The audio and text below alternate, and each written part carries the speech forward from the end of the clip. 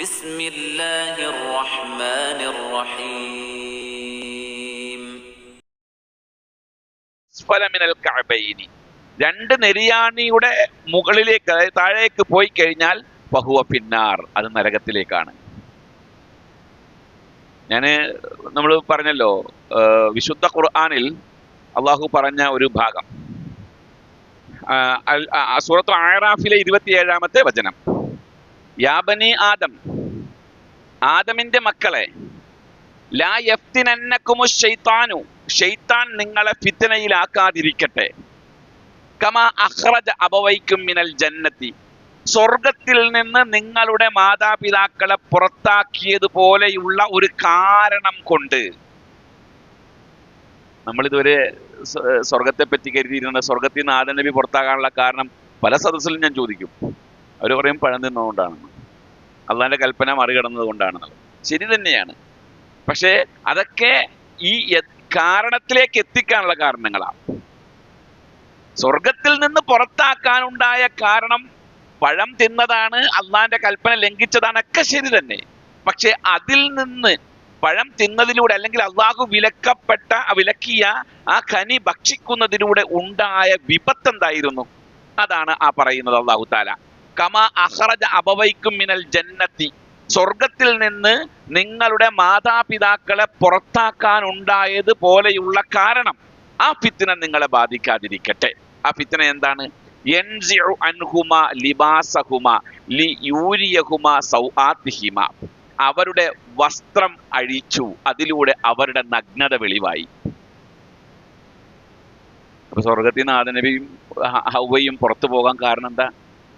ഔറത്ത് വെളിവായി. ഔറത്ത് വെളിവായി കഴിഞ്ഞാൽ അത് അവിടെ പിന്നെ നിൽക്കാനുള്ള യോഗ്യതയില്ല. അതിലേക്ക് നയിച്ച കാരണങ്ങൾ പലതുമാണ്. ഇത് വീണ്ടും ഖുർആനിൽ പറയുന്നുണ്ട്, പല സ്ഥലങ്ങളിൽ അല്ലാഹു തആല പറയുന്നുണ്ട്, നിങ്ങൾ അങ്ങനെ ഒരു ഫിത്നയിൽ പോയി പെടാതിരിക്കട്ടെ. കാരണം നിങ്ങൾ അറിയണം, ലോക ചരിത്രത്തിൽ മുസ്ലിം സമുദായത്തിന്റെ അധപതനം എവിടെയെല്ലാം ഉണ്ടായിട്ടുണ്ടോ അവിടെയെല്ലാം ഈ വസ്ത്രം വിഷയമായി വന്നിട്ടുണ്ട്. അതായിരുന്നു കാരണങ്ങളെല്ലാം. ഞാൻ കഴിഞ്ഞ ക്ലാസ്സിൽ പറഞ്ഞു എന്ന് എനിക്കറിയില്ല. ഈ വിഷയം പല സ്ഥലങ്ങളിലും ചർച്ച ചെയ്യുന്നതുകൊണ്ട് എൻ്റെ ഓർമ്മയിലില്ല. മുസ്ലിമീങ്ങൾക്ക് ഉണ്ടായ ഏറ്റവും വലിയ വിജയം നേടിയ ഒരു പ്രദേശമായിരുന്നു പലസ്തീൻ പ്രദേശം. അതുപോലെ തന്നെ മുസ്ലിമീങ്ങൾ വിജയം കൈവരിച്ച പ്രദേശമായിരുന്നു മുസ്ലിം സ്പെയിൻ. അതുപോലെ തന്നെ മുസ്ലിമീങ്ങൾ വിജയം കൈവരിച്ച പ്രദേശമായിരുന്നു ബൈസ്റ്റാന്റിനോപ്പിളും കോൺസ്റ്റാന്റിനോപ്പിളും. ഇനി ഞാൻ ഈ വിഷയത്തിലേക്ക്, ഇതിന്റെ ഉള്ളിലേക്കൊന്ന് ഇറങ്ങാം. വിശുദ്ധ ഖുർആനിൽ അല്ലാഹു തആല പറഞ്ഞിട്ടുണ്ട്, വഅദല്ലാഹു അല്ലദീന ആമനൂ മിൻകും വഅമിലുസ് സാലിഹാത്ത് ലയസ്തഖ്ലിഫന്നഹും ഫിൽ അർളി കമസ്തഖ്ലഫല്ലദീന മിൻ ഖബ്ലിഹിം. വിശുദ്ധ ഖുർആൻ 24-ാമത്തെ അധ്യായം സൂറത്തു നൂറിലെ 55-ാമത്തെ വചനമാണ്. 55ആണോ ഒന്ന് ചെക്ക് ചെയ്തേക്കണം കേട്ടോ. 55ആണോ 56ആണോ? ചെറിയ ഡൗട്ട് ഉണ്ട്. നമ്മുടെ നോട്ടിൽ ഇല്ലാത്തത് കൊണ്ടാണ് ഞാൻ അങ്ങനെ ഡൗട്ട് പറഞ്ഞത്. ആ ആയത്തിൽ അള്ളാഹു പറയുന്നു, വഅദല്ലാഹു അല്ലദീന ആമനൂ മിൻകും വഅമിലുസ് സ്വാലിഹാത്ത്, നിങ്ങളിൽ നിന്ന് വിശ്വാസം സ്വീകരിക്കുകയും അമലുസ് സ്വാലിഹാത്ത് നിർവഹിക്കുകയും ചെയ്യുന്ന ആളുകളോട് അള്ളാഹു ചെയ്യുന്ന വഅദ. അപ്പൊ ഈ കരാർ ആർക്ക് മാത്രം ബാധകമായതാ? മുഅ്മിനീങ്ങൾക്ക് മാത്രം ബാധകമായതാ. മുഅ്മിനീങ്ങൾ അല്ലാത്ത ആളുകൾക്ക് ഈ പറയാൻ പോകുന്ന കരാർ ബാധകമല്ല. അതുകൊണ്ട് തന്നെ അതിലുള്ള നിർദ്ദേശവും മുഅ്മിനീങ്ങൾക്ക് മാത്രം ബാധകമായതാണ്. കാരണം മുഅ്മിനീങ്ങൾ അല്ലാത്ത ആളുകൾക്ക് അത് ബാധകം അല്ല. സത്യവിശ്വാസം സ്വീകരിക്കുകയും അമൽ സ്വാലിഹാത്തുകൾ നിർവഹിക്കുകയും ചെയ്യുന്ന ആളുകളെയല്ലേ മുഅ്മിനീങ്ങൾ എന്ന് പറയുന്നത്, അല്ലേ? അവിടെ അള്ളാഹു കരാർ ചെയ്യുകയാണ്. ഒന്ന്, ലയസ്തഖ്ലിഫന്നഹും ഫിൽ അർളി കമസ്തഖ്ലഫല്ലദീന മിൻ ഖബ്ലിഹിം, ഇവർക്ക് മുമ്പുള്ള ആളുകൾക്ക് അള്ളാഹു ഭൂമിയിൽ ആധിപത്യം കൊടുത്തതുപോലെ ഇവർക്കും അള്ളാഹു തആല ഭൂമിയിൽ ആധിപത്യം കൊടുക്കുന്നതാണ്. അപ്പൊ ആ ആയത്ത് ഇറങ്ങിയത് മദീന കാലഘട്ടത്തിലാണ്, അല്ലെ? മദീന കാലഘട്ടത്തിൽ ഇറങ്ങിയ ആ ആയത്തിൽ ഏറ്റവും ഗൗരവമായി മനസ്സിലാക്കേണ്ടത് മുമ്പുള്ളവർക്ക് കൊടുത്തതുപോലെയുള്ള ആധിപത്യം നാം, വെറും ഒരു ആധിപത്യമല്ല കൊടുത്തത്. ആ ആധിപത്യം അല്ലാഹു തആല നബി സല്ലല്ലാഹു അലൈഹി വസല്ലമയ്ക്ക് മക്കയിൽ കൊടുത്തു, അല്ലെ? മക്കം ഫതഹിൽ കൊടുത്തില്ലേ? പിന്നെ അവിടെ മുതലുള്ള ഓരോ ഇസ്ലാമിന്റെ വ്യാപനവുമായി ബന്ധപ്പെട്ടുകൊണ്ടുള്ള ചരിത്രങ്ങളൊക്കെ എടുത്ത് പരിശോധിച്ച് നോക്ക്. അവിടെ എല്ലാം അല്ലാഹു തആല ആ ആധിപത്യം കൊടുത്തിട്ടുണ്ട് മുസ്ലിമീങ്ങൾക്ക്. അത് കഴിഞ്ഞ് ഉമർ ഇബ്നുൽ ഖത്താബ് റളിയല്ലാഹു അൻഹുവിന്റെ കാലഘട്ടം. ആ കാലഘട്ടത്തിലാണ് അന്നത്തെ പലസ്തീൻ, ഇന്നത്തെ പലസ്തീൻ അല്ല, അന്നത്തെ പലസ്തീൻ എന്ന് പറഞ്ഞാൽ വിശാല പലസ്തീൻ.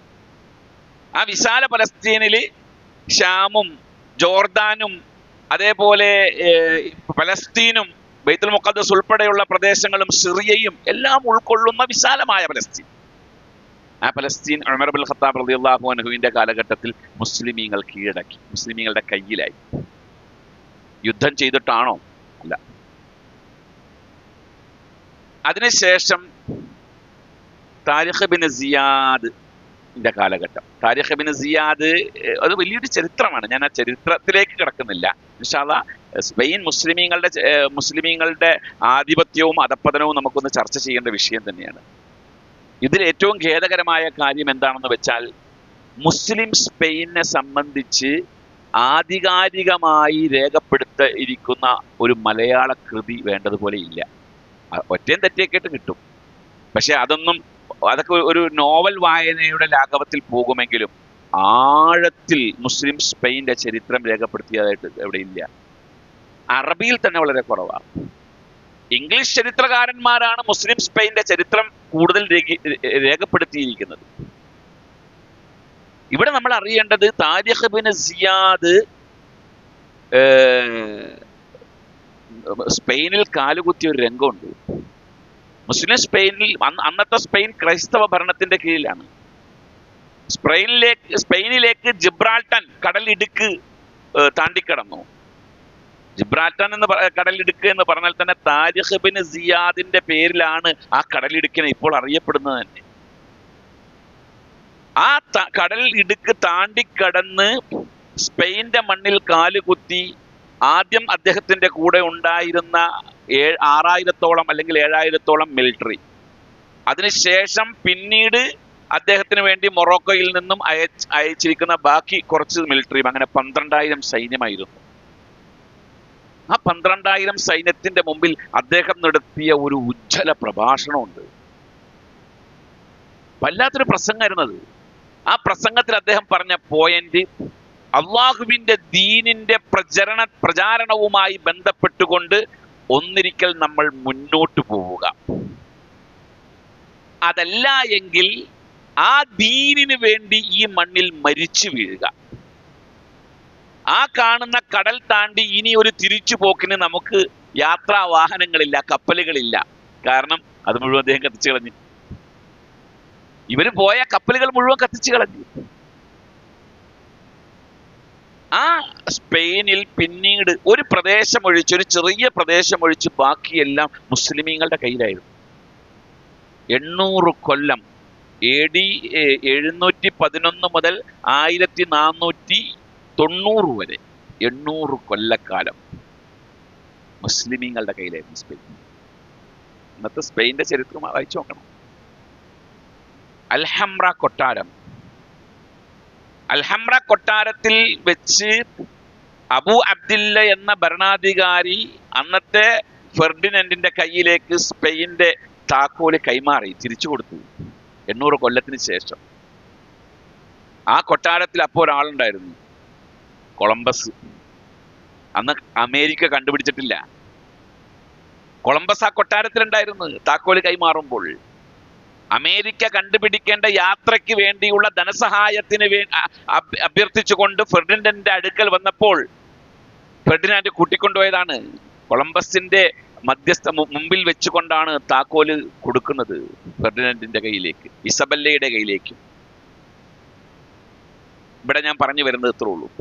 ഈ അധപതനം തുടങ്ങിയത് എവിടുന്നായിരുന്നു? പലസ്തീനിൽ മുസ്ലിമീങ്ങളുടെ അധപതനം തുടങ്ങിയത് എവിടെയായിരുന്നു? ആദ്യമായി അവരിലേക്ക് വേഷത്തിലൊരു മാറ്റം വരുത്തി. മദീനത്തു സഹറ എന്ന ഒരു പട്ടണം വിദേശ ടൂറിസ്റ്റുകൾക്ക് വേണ്ടി സ്പെയിനിൽ അന്നത്തെ ഭരണാധികാരി തുറന്നു കൊടുത്തു. മദീനത്തു സഹറയിലേക്ക് ജൂത പെണ്ണുങ്ങൾ മിനി സ്കേർട്ട് ധരിച്ചിറങ്ങി. അന്ന് വരെ 800 കൊല്ലത്തെ മുസ്ലിം സ്പെയിന്റെ ചരിത്രത്തിൽ ഒരു പെണ്ണും അവിടെ മിനിസ്കെട്ട് ധരിച്ച് നടന്നിട്ടില്ല. ജൂത പെണ്ണുങ്ങൾ മിനിസ്കെട്ട് ധരിച്ച് ഇറങ്ങിയത് കണ്ടപ്പോൾ മുസ്ലിം പെണ്ണുങ്ങൾക്കും അങ്ങനെ ധരിക്കണം എന്നുള്ള താല്പര്യം വന്നു. വേഷത്തിൽ മാറ്റം വരാൻ തുടങ്ങി. ആദ്യം പിശാച് മുസ്ലിമീങ്ങളെ തകർക്കാൻ എടുക്കുന്ന ആയുധങ്ങളിലെ ഒന്നാമത്തെ ആയുധം അവന്റെ വേഷമായിരിക്കും. എന്നാലോചിച്ചോക്ക് നമ്മുടെ മുസ്ലിങ്ങളുടെ വേഷം അല്ലെ. ആണുങ്ങളുടെ പാൻറ് താഴേക്ക് ഇറങ്ങും, പെണ്ണുങ്ങളുടെ പാൻറ് മുകളിലേക്ക് കയറും അല്ലെ. മുമ്പ് നെരിയാന്റെ മുകളിൽ പാൻറ് ഇട്ട് നടക്കുന്ന ആൾക്കാരെ കണ്ടു കഴിഞ്ഞാൽ അവൻ സെൽഫിയാന്ന് പറയും അല്ലേ. ഇപ്പൊ പെണ്ണുങ്ങൾ ആ സെൽഫി പാൻറ് ആരാ ഇടുന്നത്? പെണ്ണുങ്ങളെ ഇടുന്നത്. വേഷത്തിൽ ഭയങ്കര മാറ്റം വന്നു. ഇസ്ലാമിക വേഷം എന്ന പേരിൽ ഒരു തട്ടം തലയിൽ കുത്തും. അതിന്റെ അപ്പുറത്തേക്ക് ഇസ്ലാമിക വേഷം എന്നുള്ളത് പാലിക്കപ്പെടുന്നില്ല. അതും ഒരു അലങ്കാരമായി കൊണ്ട് നടക്കുന്നു. അതുകൊണ്ടാണ് റസൂൽ സല്ലല്ലാഹു അലൈഹി വസല്ലം പറഞ്ഞത് നിസാഉൻ ഖാസിയാത്തുൻ ആരിയാത്തുൻ മായിലാത്തുൻ മുമീലാത്തുൻ റൂസുഹുന്ന കഅസ്നിമത്തിൽ ബുഖത്തിൽ മായില ലാ യദ്ഖുൽനൽ ജന്നത വലാ യജിദന റിഹഹ ഫഇന്ന റിഹഹ ലതൂജദു മിൻ മസ്റതി കദാ വകദാ. വസ്ത്രം ധരിച്ചിട്ടുണ്ട് എന്നാൽ നഗ്നകളാണ്. ചാച്ചും ചെരിച്ചും അവരുടെ മുടിയിഴകൾ കിട്ടും. റൂസുഹുന്ന കഅസ്നിമത്തിൽ ബുഖത്തിൽ മായില, ഒട്ടകത്തിന്റെ പൂഞ്ഞ പോലെയായിരിക്കും അവരുടെ മുടികൾ. ആ കാലഘട്ടത്തിൽ ഒരു അറബി പെണ്ണ് അങ്ങനെ മുടി കെട്ടിവെച്ച് നടന്നത് ഉപമയാക്കിയല്ല റസൂലുള്ള പറഞ്ഞത്. പക്ഷെ അതേപോലത്തെ മുടികെട്ടം തട്ടം കുത്തണ പരിപാടിയല്ലേ എന്നുള്ളത്. തട്ടം കുത്തിയിട്ടുണ്ട്. പക്ഷെ ആ തട്ടം കുത്തിയിരിക്കുമ്പോഴും സിനിമത്തിൽ മുഖത്തിൽ മായില്ലേ. അതാണ് വേഷത്തിൽ പിശാച് കയറി പിടിക്കുമെന്ന് പറയാൻ കാരണം. അതിൽ നിന്നും ഈ പറയപ്പെട്ട സ്പെയിന്റെ ചരിത്രത്തിൽ നിന്നും വലിയ മാറ്റങ്ങളൊന്നും അല്ലായിരുന്നു മറ്റേ ഇതിന്റെ ചരിത്രം, അതായത് കോൺസ്റ്റാന്റിനോപ്പിളിന്റെ ചരിത്രം. കോൺസ്റ്റാന്റിനോപ്പിൾ എന്ന് പറയുമ്പോൾ നമ്മൾ അറിയേണ്ടതെന്ന് വെച്ചാല് റോമിന്റെ രണ്ട് ഭാഗങ്ങളാ. ബൈസ്റ്റാന്റിനോപ്പിൾ ഉമർ ബിൻ ഖത്താബ് റളിയല്ലാഹു അൻഹു മുആവിയ റളിയല്ലാഹു അൻഹുവിന്റെ കാലഘട്ടം. ആ കാലഘട്ടത്തിലാണ് ബൈസ്റ്റാന്റിനോപ്പിൾ മുസ്ലിമീങ്ങളുടെ, ഉമർ റളിയല്ലാഹുവിന്റെ കാലഘട്ടത്തിൽ മുസ്ലിമീങ്ങളുടെ കീഴിലേക്ക് വരുന്നത്. റസൂൽ സല്ലല്ലാഹു അലൈഹി വസല്ലം ഒരു മനോഹരമായ പ്രവചനം അവിടെ നടത്തിയിരുന്നു കോൺസ്റ്റാന്റിനോപ്പിളിന്റെ മോചനവുമായി ബന്ധപ്പെട്ടുകൊണ്ട്. നിങ്ങൾ മനസ്സിലാക്കേണ്ടതെന്ന് വെച്ചാല് റസൂൽ സല്ലല്ലാഹു അലൈഹി വസല്ലം ഇത് പറയുമ്പോ കോൺസ്റ്റാന്റിനോപ്പിൾ മുസ്ലിം സമുദായം എന്ന് പോയിട്ട് ലോകത്ത് ഒരാൾക്ക് പോലും അങ്ങോട്ട് കയറാൻ പറ്റില്ല. അത്രയധികം ഭദ്രമായ ഒരു പ്രദേശമാണ് കോൺസ്റ്റാന്റിനോപ്പിൾ. അതായത് നെപ്പോളിയൻ ബോണപ്പാർട്ട് ഒരു ഉപമ പറയുകയുണ്ടായി. ലോകം മുഴുവനും ഒരു രാജ്യമാവുകയും അതിനൊരു തലസ്ഥാനം വേണ്ടി വരികയും ചെയ്താൽ അതിന് ഏറ്റവും യോഗ്യതയുള്ളത് കോൺസ്റ്റാന്റിനോപ്പിൾ ആണ്. അത്രയധികം ഭദ്രമായ ഒരു പ്രദേശമാണ്. അവിടെയാണ് റസൂൽ സല്ലല്ലാഹു അലൈഹി വസല്ലം ഒരു പ്രവചനം നടത്തുന്നത്. ഇമാം ബുഖാരി സ്വഹീഹുൽ ബുഖാരിയിൽ ആ പ്രവചനം പറയുന്നുണ്ട്. അനസ് ബിൻ മാലിക് റളിയല്ലാഹു അൻഹുവിനെ തൊട്ട് റിപ്പോർട്ട് ചെയ്യുന്ന ഹദീസാണ്. അന്നഹു സമിഅഹു യഖൂലു കാന റസൂലുള്ളാഹി സ്വല്ലല്ലാഹു അലൈഹി വസല്ലം യദ്ഖുലു അലാ ഉമ്മി ഹറാമി ബിൻതി മിൽഹാൻ.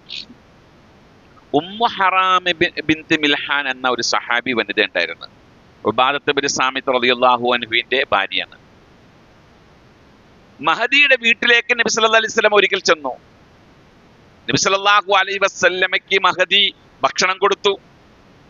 ഭക്ഷണം കൊടുത്തതിന് ശേഷം അള്ളാഹുവിന്റെ റസൂല് അവിടെ കിടന്നുറങ്ങി. ആ വീട്ടിൽ കിടന്നുറങ്ങി. ഉറക്കത്തിന്റെ ഇടയിൽ കുറച്ച് കഴിഞ്ഞപ്പോൾ എഴുന്നേറ്റു.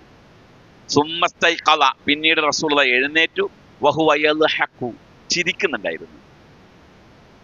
മഹദി ചോദിച്ചു, വമാ യുദ്ഹികുക യാ റസൂലല്ലാഹ്, എന്താണ് അങ്ങ് ചിരിക്കാനുണ്ടായ കാരണം?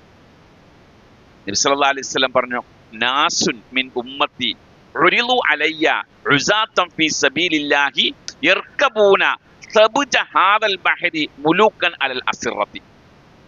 എന്റെ സമുദായത്തിൽ നിന്ന് ഒരു കൂട്ടം ആളുകൾ കപ്പൽ വഴി കടലിലൂടെ യാത്ര ചെയ്തുകൊണ്ട് ഒരു പ്രദേശം കീഴടക്കുന്നതായിട്ട് എനിക്ക് വഹി ലഭിച്ചു. അങ്ങനെ ഒരു സംഭവം നടക്കാനിരിക്കുന്നുണ്ട്. അവിടുത്തെ ഏറ്റവും വലിയ പ്രത്യേകത എന്ന് പറഞ്ഞാൽ ആ പ്രവാചകന്റെ പ്രവചനത്തിലെ ഏറ്റവും വലിയ പ്രത്യേകത എന്താണെന്ന് വെച്ച് കഴിഞ്ഞാൽ കടൽ മാർഗം കപ്പലിലൂടെ യാത്ര ചെയ്ത് കീഴടക്കുമെന്നുള്ളത്. അതിന്റെ കാരണം എന്താണെന്ന് വെച്ച് കഴിഞ്ഞാൽ അറബികൾക്ക് ഏറ്റവും പേടിയുള്ള യാത്രയായിരുന്നു കപ്പൽ യാത്ര. അറബികൾ കപ്പലിൽ യാത്ര ചെയ്യില്ലായിരുന്നു. അന്നത്തെ അറബികൾ അപൂർവമായിട്ട് യാത്ര ചെയ്യുള്ളൂ. കപ്പലിൽ യാത്ര ചെയ്തു വരിക എന്ന് പറഞ്ഞാൽ അത് വലിയ സംഭവമായി നബി സല്ലല്ലാഹു അലൈഹി വസല്ലമ കണക്കാക്കുകയും ചെയ്തിരുന്നു. ഇപ്പോ അബിസീനയിലേക്ക് ഹിജറ പോയ സഹാബികൾ അവർ ആ പോയ ഹിജറ മദീനയിലേക്ക് ഹിജറ പോയവർക്ക് തുല്യമായ പദവി കൽപ്പിക്കേണ്ടായി. അതിന്റെ കാരണം പറഞ്ഞ കൂട്ടത്തിൽ പറഞ്ഞ എന്താണ്? അവർ കപ്പലിലൂടെ യാത്ര ചെയ്തുകൊണ്ടാണ്. റസൂൽ സല്ലല്ലാഹു അലൈഹി വസല്ലമയുടെ ജീവിതത്തിൽ ഒരിക്കൽ പോലും റസൂലുള്ള കപ്പലിൽ യാത്ര ചെയ്തിട്ടില്ല. അപ്പൊ കപ്പലിൽ യാത്ര ചെയ്തുകൊണ്ട് ഒരു വിഭാഗം വിജയം കൈവരിക്കുന്ന ഒരു കാലഘട്ടം ഞാൻ കാണുന്നു എന്ന് റസൂലുള്ള പ്രവചിച്ചു. ഈ പ്രവചനം കേട്ടപ്പോൾ ഉമ്മു ഹറാം ബിന്ത് മിൽഹാൻ എന്ന സഹാബി വനിത റളിയല്ലാഹു അൻഹ പറഞ്ഞു, യാ റസൂലല്ലാഹ് ഉദ്ഉല്ലാഹ അൻ യജ്അലനി മിൻഹും. ആ കൂട്ടത്തിൽ ഞാൻ ഉണ്ടാകാൻ വേണ്ടി അള്ളാഹിനോടൊന്ന് ദുആ ചെയ്യണം കേട്ടോ. ഈ സംഭവം എന്ന് നടക്കുമെന്നറിയില്ല. പക്ഷെ റസൂലുള്ളാഹിയുടെ പ്രവചനമാണത്. റസൂലുള്ളാഹിയുടെ പ്രവചനത്തിൽ അസാധ്യമായ ഒരു കാര്യത്തെ പറ്റിയാ പ്രവചിക്കുന്നത്. കപ്പലിലൂടെ ഒരു സൈന്യം പോവുക എന്നുള്ളത് മുസ്ലിം സമുദായത്തിന് സാധ്യമല്ലാത്തൊരു കാലഘട്ടം. നാവികസേന രൂപീകരിക്കാൻ പോലും തയ്യാറല്ലാത്ത കാലഘട്ടം. ആ കാലഘട്ടത്തിലാണ് പറഞ്ഞത് കപ്പൽ യാത്ര ചെയ്ത് പോകും. മഹദി പറയാണ്, ഞാൻ ആ കൂട്ടത്തിൽ ഉണ്ടാകാൻ വേണ്ടി ഞങ്ങൾ ദുആ ചെയ്യണോട്ടോ. റസൂൽ സല്ലല്ലാഹു അലൈഹി വസല്ലം ഫദഅ ലഹാ റസൂലുള്ളാഹ്. ഉമ്മു ഹറാം ബിന്ത് മിൽഹാന് വേണ്ടി റസൂലുള്ളാഹ് ദുആ ചെയ്തു. അല്ലാഹുവേ, ഈ ഉമ്മു ഹറാമിനെ ആ സൈന്യത്തിൽ ഉൾപ്പെടുത്തണേ എന്ന് ദുആ ചെയ്തു. പിന്നെയും കടന്നു. കുറച്ച് കഴിഞ്ഞപ്പോ വീണ്ടും ഇതുപോലെ ചിരിച്ചുകൊണ്ട് എഴുന്നേറ്റു. അപ്പോഴും മഹദി ചോദിച്ചു, എന്തിനാണ് നബിയെ ചിരിച്ചത്? റസൂൽ സല്ലല്ലാഹു അലൈഹി വസല്ലം പറഞ്ഞു, നാസും മിൻ ഉമ്മത്തി ഉരിളു അലയ്യ ഉസാതൻ ഫീ സബീലില്ലാഹി കമാ ഖാലൽ അവ്വൽ.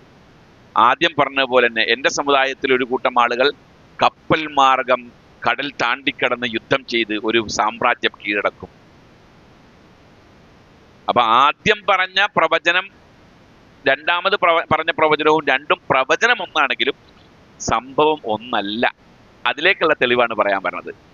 ഇത് കേട്ടപ്പോ ഈ ഉമ്മു ഹറാം ബിന്ത് മിൽഹാൻ പറഞ്ഞ്, യാ റസൂലല്ലാഹ് ഉദ്ഉല്ലാഹ ലി അൻ യജ്അലനി മിൻഹും. അക്കൂട്ടത്തിൽ ഞാൻ ഉണ്ടാകാൻ വേണ്ടി അള്ളാഹിനോട് ദ്വാരക്കണം. നബി സല്ലല്ലാഹു അലൈഹി വസല്ലം പറഞ്ഞു, അന്തി മിനൽ അവ്വലീൻ, നീ ആദ്യ ടീമിൽ പെട്ടുപോയി. അപ്പൊ പിന്നെ ഇത് രണ്ടാം ടീമാണെന്ന് മനസ്സിലായില്ലേ? അപ്പൊ രണ്ടാമത്തെ ഒരു ടീമിനെ പറ്റിയുള്ള പ്രവചനമാണ്. ഈ കാലഘട്ടം കഴിഞ്ഞ് റസൂലുള്ളാഹിയുടെ വഫാത്ത് കഴിഞ്ഞു. അബൂബക്കർ സിദ്ദീഖ് റളിയല്ലാഹു അൻഹുവിന്റെ കാലഘട്ടം കഴിഞ്ഞു. ഉമർ റളിയല്ലാഹു അൻഹുവിന്റെ കാലഘട്ടത്തിലാണ് ബൈസ്റ്റാന്റിനോപ്പിൾ മുസ്ലിമീങ്ങൾക്ക് കീഴടങ്ങുന്നത്. ബൈസ്റ്റാന്റിനോപ്പിൾ കീഴടങ്ങിയ കാലഘട്ടത്തിൽ, റോമിന്റെ ഒരു പ്രദേശം കീഴടങ്ങിയ കാലഘട്ടത്തിൽ അവിടെ ഒരുപാട് കപ്പലുകൾ, അവരുടെ നാവികസേനയുടെ കപ്പലുകൾ പിടിക്കപ്പെട്ടു, മുസ്ലിമീങ്ങളുടെ കയ്യിലായി.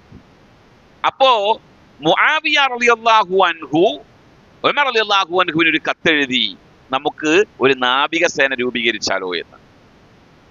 ഉമർ റളിയല്ലാഹു അൻഹു അത് മുഖവിലക്കെടുത്തില്ല. എന്തോ കാരണം എന്താണെന്നറിയില്ല. പിന്നീട് അദ്ദേഹത്തിന്റെ കാലം കഴിഞ്ഞ് ഉസ്മാൻ റളിയല്ലാഹു അൻഹുവിന്റെ കാലഘട്ടത്തിൽ ഒരു നാവികസേന ഇസ്ലാമിക ചരിത്രത്തിൽ ആദ്യമായി രൂപീകരിച്ചു.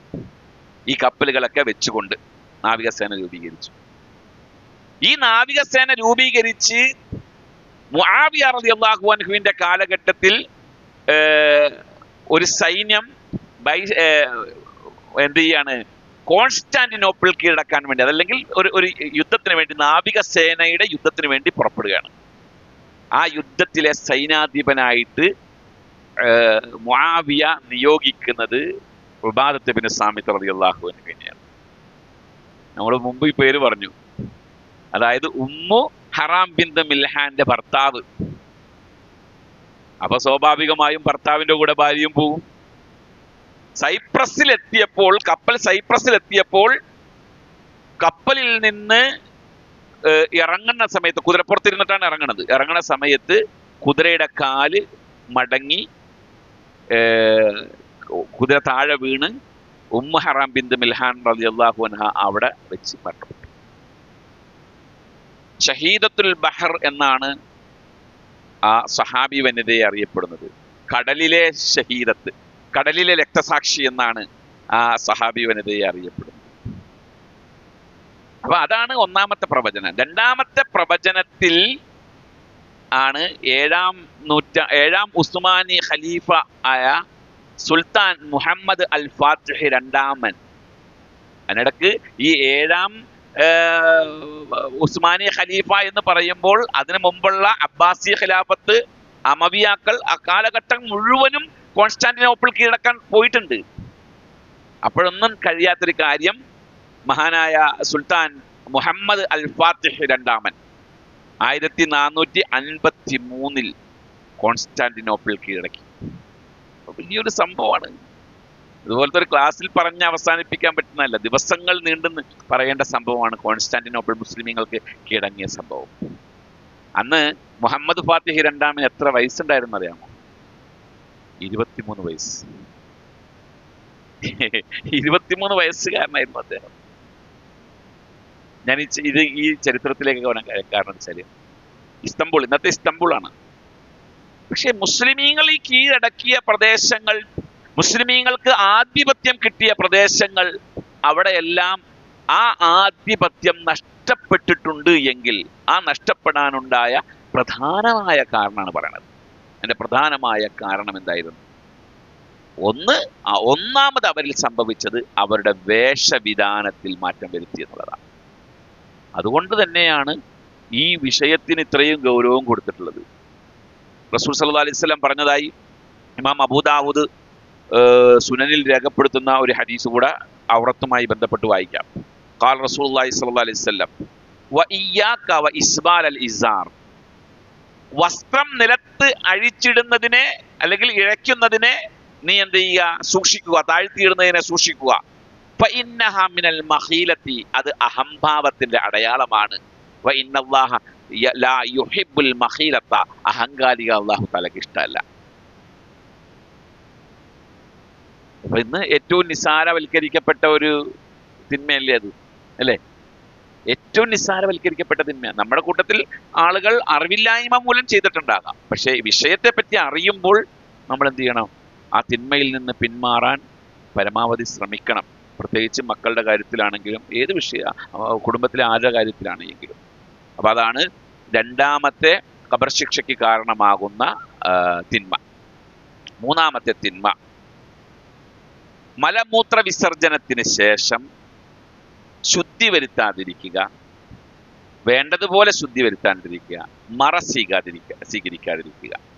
അതായത് മലമൂത്ര വിസർജനം, പ്രത്യേകിച്ച് മൂത്രവിസർജനത്തിന് ശേഷം ഈ പറയപ്പെട്ട കാര്യങ്ങളൊക്കെ നിങ്ങൾ ശ്രദ്ധിക്കണം. ഒന്ന്, ശുദ്ധി വേണ്ടതുപോലെ വരുത്താതിരിക്കുക. മൂത്രം പൂർണ്ണമായി പോയി എന്ന് ഉറപ്പുവരുത്താതെ മൂത്രവിസർജനം അവസാനിപ്പിക്കുക. അതേപോലെ അത് വസ്ത്രത്തിൽ തെറിക്കുക. അതുപോലെ മൂത്രമൊഴിക്കുന്ന സ്ഥലത്ത് മറ ഉണ്ടാകാതിരിക്കുക. മറ്റുള്ളവർ നഗ്നത കാണാൻ പാകത്തിന് മൂത്രവിസർജനം നടത്തുക. ഇതെല്ലാം ഈ ഖബർ ശിക്ഷയ്ക്ക് കാരണമാകുന്ന തിന്മകളിൽപ്പെട്ടതാണ്. നമ്മുടെയൊക്കെ പള്ളികളിൽ ഇപ്പോഴാണ് ഒരു ഡെവലപ്പ് ആയത്, ഡോറൊക്കെ വെച്ചിട്ടുള്ള ബാത്റൂം ഉണ്ടായത്, അല്ലേ? മൂത്രപ്പുര ഉണ്ടായത്. എന്നാലും കേരളത്തിലെ ഭൂരിപക്ഷം മൂത്രപ്പുരകളും ഓപ്പണാണ്. തെറ്റായ കാരണമാണത്. കാരണം ഔറത്ത് വെളിവാകുക എന്ന് പറഞ്ഞാൽ മുട്ടിന്റെ മുകളിലേക്ക്, തുടയെ സംബന്ധിച്ച് റസൂൽ സല്ലല്ലാഹു അലൈഹി വസല്ലം പറഞ്ഞത് അൽ ഫഖദു മിനൽ ഔറത്ത്, തുട ഔറത്തിൽപ്പെട്ടതാണ്. തുണി മാടിക്കുത്തിട്ട് നടക്കുന്ന പരിപാടി അത് നമുക്ക് മുസ്ലിമീങ്ങൾക്ക് ചേർന്ന പരിപാടിയല്ല, തുട ഔറത്തിൽപ്പെട്ടതാണ്. അപ്പൊ അത് വെളിവാക്കിക്കൊണ്ട് മലമൂത്ര വിസർജനത്തിന് വേണ്ടി, പ്രത്യേകിച്ച് മൂത്രമൊഴിക്കാൻ വേണ്ടി പോയിരിക്കും പള്ളിയിലെ മൂത്രപ്പുരയിൽ. പല പള്ളികളുടെയും മൂത്രപ്പുര റോഡിന് അഭിമുഖമായിരിക്കും, അത് തുറന്നും കിടക്കണമായിരിക്കും. മുണ്ടെടുത്തിട്ട് മാടിക്കുത്തി പോയിട്ട് അവിടെ മൂത്രമൊഴിക്കുമ്പോൾ റോട്ടുമെന്ന് നോക്കണ ആളുടെ അവസ്ഥ എന്തായിരിക്കും എന്നാലോചിച്ചു നോക്കും. അതുപോലെ തന്നെയാണ് അത് ഈ പറഞ്ഞ കൂട്ടത്തിൽ ഞാനൊരു വിഷയവുമായിട്ട് ബന്ധമില്ലെങ്കിലും ചേർത്ത് പറയുന്നൊരു കാര്യമാണ്. മലമൂത്ര വിസർജനത്തിന് വേണ്ടി പ്രത്യേകിച്ച് പള്ളികൾ, അതും ഇതുപോലെയുള്ള റോഡിന്റെ സൈഡിലുള്ള പള്ളികൾ, ഒരു സൗകര്യം എപ്പോഴും ഓപ്പൺ ആക്കി ഇട്ട് കൊടുക്കണം. ഒരു സൗകര്യം. പലയിടത്തും യാത്രകളിലൊക്കെ എത്രയോ ബുദ്ധിമുട്ടുണ്ടെന്നറിയും. കാരണം ഇത് പള്ളിയുമായി ബന്ധപ്പെട്ട കാര്യങ്ങളൊക്കെ ഇത് പൊതുമുതലാണ്. അതിപ്പോ ഏത് പള്ളിയാണെങ്കിലും, സലഫി പള്ളിയാണെങ്കിലും സൂഫി പള്ളിയാണെങ്കിലും ഏത് പള്ളിയാണെങ്കിലും അതൊക്കെ പൊതുമുതലാണ്. അവിടെ മൂത്രമൊഴിക്കാനും അതേപോലെ ടോയ്ലറ്റിൽ പോകാനുമുള്ളതായ ഒരു സൗകര്യം എപ്പോഴും ഓപ്പൺ ചെയ്തു. അത് വൃത്തികേടാക്കുന്നു എന്നുള്ളതാണ് പലരും പറയുന്ന പരാതി. അതിനെ വൃത്തിയാക്കാൻ ഒരാളെ വെക്കേണ്ടി വരും, അല്ലെങ്കിൽ വൃത്തിയാക്കുന്ന ആളെ കൊണ്ട് വൃത്തിയാക്കേണ്ടി വരും. കാരണം അത് തടഞ്ഞു വെക്കാനുള്ള അധികാരം നമുക്കില്ല. അത് തടഞ്ഞു വെക്കൽ തെറ്റാണ് താനും. അതുപോലെ തന്നെയാണ് മറയോട് കൂടിയുള്ളതായിരിക്കണം മൂത്രപ്പലകൾ എല്ലാം. മറ സ്വീകരിക്കണം, അടച്ചിട്ടിട്ട് വേണം നമ്മൾ. ഇത് സംഭവിക്കുന്നതെന്ന് വെച്ചാൽ പ്രത്യേകിച്ച് നിന്ന് മൂത്രമൊഴിക്കുന്ന സംവിധാനങ്ങൾ, ഈ നിന്ന് മൂത്രമൊഴിക്കുന്ന സംവിധാനങ്ങൾ ഓപ്പൺ ആക്കി ഉണ്ടാക്കി വെച്ചിരിക്കുന്ന എന്തിനാ? പാൻ്റ് അഴിക്കാനുള്ള ബുദ്ധിമുട്ടുണ്ടല്ലേ. അടച്ചിട്ടിട്ട് മൂത്രമൊഴിക്കാനുള്ള ഒരു സംവിധാനം ആണെങ്കിൽ അയാൾക്ക് പാൻ്റ് അഴിച്ചിട്ട് ഇരുന്ന് മൂത്രമൊഴിക്കാലോ. അയാളുടെ മൂത്രം വാർന്നു പോവുകയും ചെയ്യും. എങ്ങനെ നിന്ന് മൂത്രമൊഴിച്ചാലും ഒരു 90% ആളുകളിലും എന്താണ്, അത് വേണ്ടതുപോലെ യൂറിൻ പോകൂല. ഒരു തുള്ളിയൊക്കെ ബാക്കിയാകും. നമ്മൾ പോലും അറിയാതെ അത് ശരീരത്തിൽ പറ്റിപ്പിടിക്കും, അല്ലെങ്കിൽ വസ്ത്രത്തിൽ പറ്റിപ്പിടിക്കും. ഒരു തുള്ളിയാണെങ്കിലും അത് നജസ് തന്നെയാണ്. അപ്പൊ അതുകൊണ്ട് തന്നെ മൂത്രം പൂർണ്ണമായും വാർന്നു പോകാൻ സമയമെടുത്തിരിക്കേണ്ടതുണ്ട്. പ്രത്യേകിച്ച് ഒരു 50 വയസ്സ് എൻ്റെയൊക്കെ ഈ ഏജിലേക്കൊക്കെ എത്തിയ ആളുകൾ, അവിടെ മുകളിലേക്കുള്ള ആളുകൾക്കൊക്കെ ഈ മൂത്രം പ്രോസ്റ്റേറ്റ് ഗ്രന്ഥികൾക്കൊക്കെ വീക്കം ഉണ്ടാകും. അങ്ങനെ വന്നു കഴിഞ്ഞാൽ യൂറിൻ പോയി കഴിഞ്ഞാലും കുറച്ച് കഴിയുമ്പോൾ ഒരു തുള്ളി വരും. അങ്ങനെയുള്ള ആളുകൾ അത് വരുന്നത് വരെ വെയിറ്റ് ചെയ്യണം. മൂത്രവാർച്ചയുടെ പരിധിയിൽ അതിനെ ഉൾപ്പെടുത്താൻ പറ്റില്ല. മൂത്രവാർച്ച വേറെ. മൂത്രവാർച്ച എന്ന് പറഞ്ഞാൽ മൂത്രം എപ്പോഴും ഇറ്റിറ്റ് വന്നുകൊണ്ടിരിക്കുക എന്നുള്ളതാണ്. മൂത്രം ഒഴിച്ച ഉടനെ വരുന്ന ഇറ്റി വരുന്ന ഒരു തുള്ളിയെ പറ്റിയല്ല ഈ മൂത്രവാർച്ച എന്ന് പറയുന്നത്. അവർക്ക് ഹുക്മ് വേറെയാണ്. അതല്ലാത്ത ആളുകൾ അത് പൂർണ്ണമായും ഒഴിവായി പോകുന്നത് വരെ കാത്തിരിക്കണം. പിന്നെ അത് വൃത്തിയാക്കണം. മറ്റൊരു കാര്യം, നിന്ന് മൂത്രമൊഴിക്കുന്നവർക്കുള്ള സംവിധാനം ഇല്ലാത്ത ക്ലോസറ്റുകളിൽ ആളുകൾ പാൻ്റ് ഇട്ടിട്ട് താഴേക്ക് നിന്ന് മൂത്രമൊഴിക്കും. സാധാ ക്ലോസറ്റിലേക്ക് പാൻ്റ് ഇട്ടിട്ട് മൂത്രമൊഴിക്കാനുള്ള മറ്റേ ആ സംവിധാനം ഇല്ലാത്ത ഇതിലേക്ക് അതിൻ്റെ തിക്തഫലം എന്താ? നേരെ തെറിക്കും. അപ്പൊ ഇതൊക്കെ ഈ വിഷയത്തിന്റെ പരിധിയിൽ വരുന്നതാണ്. നമുക്ക് അതിലേക്കുള്ള ഹദീസ് വായിക്കാം. അപ്പോഴാണ് ഇതിന്റെ ഗൗരവം എന്താണെന്ന് മനസ്സിലാക്കാൻ കഴിയുക. ഇബ്നു അബ്ബാസ് റളിയല്ലാഹു അൻഹു പറഞ്ഞതായി ഇമാം ബുഖാരി 218 നമ്പറായി റിപ്പോർട്ട് ചെയ്യുന്ന ഹദീസ്. മറൻ നബിയു സല്ലല്ലാഹു അലൈഹി വസല്ലം ബി ഖബ്റൈനി, 2 ഖബറിന്റെ അരികിലൂടെ റസൂൽ സല്ലല്ലാഹു അലൈഹി വസല്ലം നടന്നു. ഫഖാല, നബി സല്ലല്ലാഹു അലൈഹി വസല്ലം പറഞ്ഞു, ഇന്നഹുമാ ലയുഅദ്ദബാനി, ഈ 2 ഖബറിലുള്ള ആളുകൾ ശിക്ഷ അനുഭവിച്ചുകൊണ്ടിരിക്കുകയാണ്. വമാ യുഅദ്ദബാനി ഫീ കബീരിൻ, വലിയൊരു തെറ്റ് ചെയ്തതിനല്ല അവർ ശിക്ഷ അനുഭവിക്കുന്നത്. അമ്മ അഹദുഹുമ, അതിൽ ഒരാൾ ഫകാന ലാ യസ്തതിറു മിനൽ ബൗലി, മൂത്രത്തില് വേണ്ടതുപോലെ മറ സ്വീകരിച്ചിരുന്നില്ല എന്ന് പറഞ്ഞാൽ ഞാൻ ഈ പറഞ്ഞ 4-5 കാര്യങ്ങളുണ്ടല്ലോ, അതെല്ലാം ഈ പരിധിയിൽപ്പെടും. മറ സ്വീകരിച്ചിട്ടില്ല, ഓപ്പൺ ആയിരുന്നു, ഔറത്ത് വെളിവായി, മൂത്രം തെറിച്ചു, മൂത്രം വാർന്നു പോകുന്നത് വരെ കാത്തിരുന്നില്ല, അത് ഒലിച്ചിറങ്ങി വസ്ത്രത്തിലൊക്കെ ആയി. ഈ കാരണം കൊണ്ടാണ് അയാൾ അവിടെ ശിക്ഷിക്കപ്പെടാനുള്ള കാരണമെന്ന് റസൂൽ സല്ലല്ലാഹു അലൈഹി വസല്ലം പറഞ്ഞു. മറ്റൊരു ഹദീസിൽ കാണാം, ഇന്ന ആമത്ത അദാബിൽ ഖബർ, ഖബർ ശിക്ഷയുടെ പൊതുവായ കാരണം മിനൽ ബൗലി, മൂത്രത്തിന്റെ വിഷയത്തിലാണ്. ഫതനസ്സഹു അൻഹു, അതുകൊണ്ട് മൂത്രവിസർജനത്തിന് ശേഷം ശുദ്ധിയാക്കുന്ന കാര്യത്തിൽ നിങ്ങൾ ശ്രദ്ധ കാണിക്കണമെന്ന് റസൂൽ സല്ലല്ലാഹു അലൈഹി വസല്ലം പറഞ്ഞു.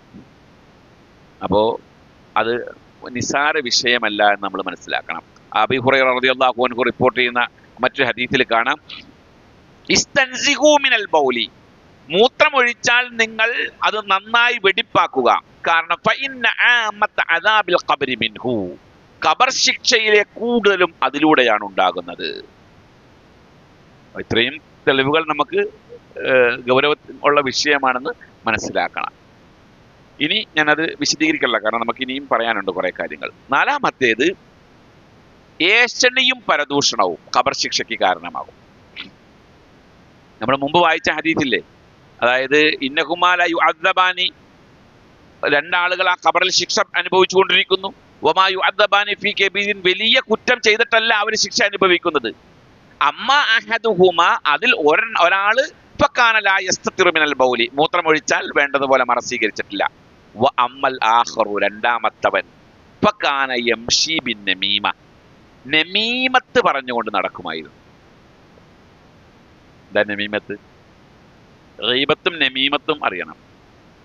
ഗീബത്തും നമീമത്തും തമ്മിൽ ഉള്ള വ്യത്യാസം എന്താണെന്ന് വെച്ചാൽ, നബി സല്ലല്ലാഹു അലൈഹി വസല്ലം ചോദിച്ചു, അതദറൂന മൽ ഗീബ, എന്താണ് ഗീബത്ത് എന്ന് പറഞ്ഞാൽ, പരദൂഷണം കൊണ്ട് ഉദ്ദേശിക്കുന്നത് എന്താ? അവർ പറഞ്ഞു അല്ലാഹു വറസൂലുഹു അലം. സഹാബികൾ പറഞ്ഞു, നബി സല്ലല്ലാഹു അലൈഹി വസല്ലം പറഞ്ഞു, ദിക്റുക അഖാക ബിമാ യക്റഹു, നിന്റെ സഹോദരനെ പറ്റി അയാൾക്ക് ഇഷ്ടമില്ലാത്ത കാര്യം പറയലാണ്.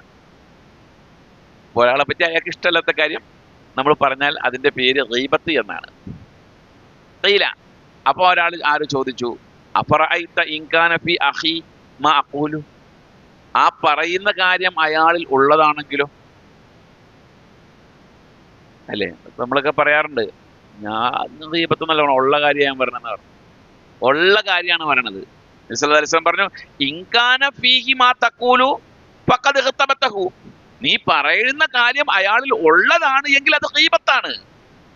വഇല്ലം യകും ഫീഹി, അത് അയാളിൽ ഇല്ല എങ്കിൽ ഫഖദ് ബഹ്തത്തുൻ, അത് ആരോപണമാകും. അപ്പൊ ഗീബത്തിന്റെ പരിധി എന്താണെന്ന് മനസ്സിലായില്ലേ? ഒരാളിൽ ഉള്ളതാകട്ടെ ഇല്ലാത്തതാകട്ടെ, അത് നമ്മൾ അയാൾക്ക് ഇഷ്ടമില്ല എങ്കിൽ അത് പറയാതിരിക്കും. നമ്മൾ പറയുന്നോണ്ട് അയാൾക്ക് വെറുപ്പൊന്നുമില്ല, പറഞ്ഞ കുഴപ്പമില്ല, നിസ്സാര വിഷയമല്ല.